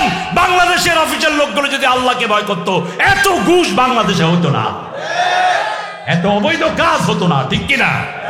মাথায় টুপি, মুখে দাঁড়ি, ঘুষ খাইতে একটু দ্বিধা করে না। রমজানে আমার মুসল্লি একজন গিয়ে বলল হুজুর ওয়াসার অফিসে গিয়েছিলাম, খুব দোয়া করতেছি আল্লাহর কাছে, আল্লাহ ঘুষ যেন দিতে না হয়, আমার রোজাটা শেষ। গিয়ে দেখি একজন হুজুর পেয়ে গেছে, আমি খুব খুশি। গিয়ে বললাম ভাই আমার এই ওয়াসার এই প্রবলেমটি আপনি এই রোজার মাসে একটু ঠিক করে দেন। উনি ড্রয়ার খুলছে, কয় আমি হাত দিয়ে ধরুন না, যা দিবেন এখানে দিয়ে যান। কত বড় বেয়াদব! হ্যাঁ, যা দিবেন ড্রয়ারে দিয়ে যান, আমি রোজা ভেঙে এটা দেখবো কত দিছে। হবে রোজা? কথা বল না কেন, রোজা হবে? কত সাধু অগল বসে আছে আমাদের অফিসে। এই সরকার বেতন সবচেয়ে বেশি বাড়িয়েছে, ঠিক কিনা? এরপরেও যদি যেগুলো ঘুষ খায় এগুলো মানবতার দুশ্মন, দেশের দুশ্মন, কুত্তার চেয়ে নিকৃষ্ট। কেন খাস ঘুষ? এমন কোন জায়গা নাই যেখানে ঘুষ চলে না।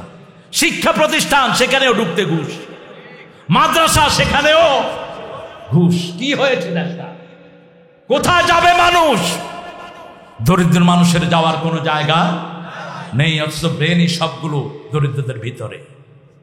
মহিলা পেটে যখন বাচ্চা প্রসব হলো, রাসূলের কাছে আবার গেলেন সাল্লাল্লাহু। রাসূল সাল্লাল্লাহু আলাইহি ওয়াসাল্লাম বললেন তোমার বাচ্চা তোমার কাছে খেতে হবে। অফিসালুহু ফি আমাইন, 2 বছর দুধ পান করবে। কয় বছর? 2 বছর। 2 বছর দুধ খাওয়ায় বাচ্চার হাতে শক্ত খাবার দিয়ে মহিলা হাজির। রাসূল সাল্লাল্লাহু আলাইহি ওয়াসাল্লাম ওই মহিলার ব্যাপারে বললেন, তাকে বুক পর্যন্ত গানিয়ে কাপড় দিয়ে ঢেকে স্টোনিং হার, তাকে পাথর মারো, পাথর মেরে দুনিয়া থেকে বিদায় করে দাও, সঙ্গে সারের নিয়ম। মহিলাকে পাথর মারা হচ্ছে, রক্ত এসে একজন সাহাবীর গায়ে পড়লেন, তিনি গালি দিলেন। রাসূল বললেন, ও প্রিয় সাহাবী, কাকে গালি দিয়েছো জানো নাকি? এই মহিলার তওবা যদি ভাগ করে দেয়া হয় পুরা মদিনাবাসীর জন্য যথেষ্ট হয়ে যাবে। কিভাবে তওবা করেছেন? কারণ তিনি চিন্তা করেছেন কার সামনে দাঁড়াতে হবে। ইয়াউমা ইয়াকুমুন নাসু লিরাব্বিল আলামিন, প্রত্যেকটি মানুষ কার সামনে দাঁড়াবে? আল্লাহর সামনে দাঁড়াবে। মানে হাদাল কিতাব লা ইউগাদিরু সগীরাতান ওয়ালা কাবীরা, এটা কি আশ্চর্যজনিত কিতাব, ছোট্টখাট্ট কোনো আমল এখান থেকে বাদ পড়লো না। কাকে গালি দিয়েছেন, কাকে চোখ রাঙানি দিয়েছেন, সব আমল নামায় আছে না নাই? এই জন্য অত্যন্ত সতর্কতার সাথে জীবন যাপন করেন। আজকে যদি সকালে জেগে উঠি তাহলে হলো সকাল, আর যদি মারা যাই তাহলে হলো পরকাল। এই তো পার্থক্য। সকালে যদি ঘুম থেকে উঠি তাহলে কি হলো? সকাল। আর যদি ঘুম থেকে না উঠি কি হবে? পরকাল। যারা এশা পড়েন নেই, গিয়ে বাসায় আগায় এশা পড়বেন, পারলে সারা দিনের নামাজটা কাজা করে নেবেন। অল্প সময়, বেশি সময় তো আল্লাহ চান না, অত্যন্ত কম সময়। আজকে থেকে 5 ওয়াক্ত নামাজ পড়েন, আগের নামাজগুলো অটো আল্লাহ মাফ করে দিন থাকে। এরপরে আল্লাহ বলছেন, ইন্নাল্লাযীনা লা ইউমিনুনা বিল আখিরাহ ওয়া যায়্যানা লাহুম আমালাহুম ফাহুম ইয়ামাহুন। আল্লাহ রাব্বুল আলামিন বললেন, যারা আখিরাতের উপর ঈমান আনে না, এরকম লোক আছে না নাই? বিশ্বাসই করে না আখিরাত। খাও দাও, চুরি করো, ডাকাতি করো, কোত্থেকে আসে এত লোকের হাতে এত পয়সা? কোথা থেকে পয়সা আসে? হাজার হাজার অফিসার আমেরিকাতে বাড়ি কিনছে, সরকারি অফিসার। কোত্থেকে? এগুলো কার পয়সা? কথা কন না কেন? কার পয়সা এগুলো? জনগণের পয়সা। কেউ হিসাব না রাখলে একজন রাখতেছেন, তিনি কে? হারামে কোনো আরাম, হারামে কোনো আরাম নাই। আমরা আখিরাতকে যারা বিশ্বাস করি, কোনো প্রতিবেশীকে আমরা কষ্ট দিতে পারবো? বিড়ি খেয়ে কাউকে কষ্ট দিতে পারবো? আজকে বিড়িখোরের সংখ্যা বাড়ছে না কমছে? স্কুলের 5-6 এর পোলাপান কোথায় যাচ্ছে সমাজ? কোথায় যাচ্ছে আপনার এডুকেশন? কি এর পড়াশোনা এগুলো? ইউনিভার্সিটির ছেলেমেয়েরা একসাথে বসে গাঁজা খায়। আমি একটা ইউনিভার্সিটির পাশ দিয়ে যাচ্ছি, গেঞ্জি প্যান্ট ছেলে মেয়ে সব একসাথে পড়া, পরে বসে বসে ছেলে বিড়ি খেয়ে মেয়েকে দিচ্ছে, মেয়ে বিড়ি খেয়ে ছেলেকে দিচ্ছে। আমার পাশে এক ভাই বলছেন, হুজুর এরা গাঁজার আড্ডা করতেছে দেখেন বসে বসে। আপনার মেয়েটা কোথায় গিয়ে কি করছে? যেই পিতা এই খবর না রাখে ওই পিতা দায়ুস। যেই জামাই তার বোর খবর না রাখে ওই জামাই দায়ুস। আর দায়ুসু লা ইয়াজিদু রিহাল জান্নাহ। আপনার কিসের নামাজ, কিসের রোজা? জান্নাতের ঘ্রাণও আপনার নাকে আসবে না। আজকে 15-20 বছর, 12-13 বছরের মেয়েরা টিকটক করছে, ঠিক না বেঠে? কাপ শরীরে কোনো বস্ত্র নাই, বিবস্ত্র, নোংরা। শয়তানও এত নোংরা হতে পারে না। আপনি খবর নেন, আপনার 6 বছর বয়স থেকে আপনি বাচ্চার পিছনে থাকেন। আপনার ছেলেকে আপনি মসজিদে নিয়ে যান, 7 বছর বয়সে নামাজ শিক্ষা দেন। 10 বছর বয়সে যদি মেয়ে ছেলে নামাজ না পড়ে কাঠিন্যতা আরোপ করেন, তার খাওয়া বন্ধ করে দেন, তার সাথে কাঠিন্যতা আরোপ করেন। এটা কার আইন? কেন নামাজের ব্যাপারে এত কঠিন হওয়ার কথা বলেছেন? সূরা আনকাবুতে আল্লাহ বলছেন, ইন্নাস সালাতা তানহা আনিল ফাহশাই ওয়াল মুনকার ওয়া লাযিকরুল্লাহি আকবার। নিশ্চয় নামাজ প্রত্যেকটি মানুষকে ফাহিশা কাজ, ইসলাম বিরোধী কাজ থেকে সরায়। যদি কাউকে না সরায় বুঝতে হবে তার নামাজ কবুল হয় না। ওখানে বলেছিলাম নামাজ 5 রকম। কয় রকম? কয় রকম? নবীদের নামাজ, আল্লাহর ওলিদের নামাজ, মাফিন নামাজ, গাফেলদের নামাজ, মুনাফিকদের নামাজ। আবার নামাজিও 5 প্রকার: daily, weekly, yearly, occasionally, suddenly. এখানে গেছে নেতা সাহেব, নামাজে না দাঁড়ালে তো ভোট পাবে না। আল্লাহ, হুজুর থাক আর না থাক, আপনাদের এখানে নাই অবশ্য, এতে নেতা আমি পাইছি। আমি এক মাদ্রাসায় গেছি মাহফিলে, প্রিন্সিপাল হুজুর বলছেন, হুজুর এই নেতার সাথে সকাল থেকে ঘুরছি, একবারও হুজুর করে না, এসে নামাজে খেলায় গেছে। আমি কইলাম তো নেতারে কোন নেতারে কইলে আমার মাদ্রাসা বন্ধ করে দিব। আল্লাহের হেদায়েত করুক। আমি কারে ফাঁকি দাও ওরা মূর্খ, কারে দাও ফাঁকি? আর যারা হারাম খেয়ে নামাজে ঢুকে এদের নামাজ তো এমনিই হয় না, ঠিক না বেটি? হালাল খেতে হবে। কি খেতে হবে? হালাল খেতে হবে। আখিরাতকে চোখের সামনে রাখবেন। আমাদের দুনিয়ার জীবনটা সবচেয়ে সংক্ষিপ্ত জীবন। একটু চোখ বন্ধ হলেই কোথায় চলে যাবে? চিরস্থায়ী ভাবে। এই জন্য যা করবেন কিসের জন্য করবেন? আখিরাতের জন্য করবেন। ওমান আরাদাল আখিরা ওয়া সাআলাহা সাইয়াহা ওয়া হুয়া মুমিন। যে আখিরাত চায়, আখিরাতের জন্য চেষ্টা করে, আল্লাহ বলেন আমার খাতায় আমি তাকে মুমিন হিসাবে কবুল করে নেই। লা ইলাহা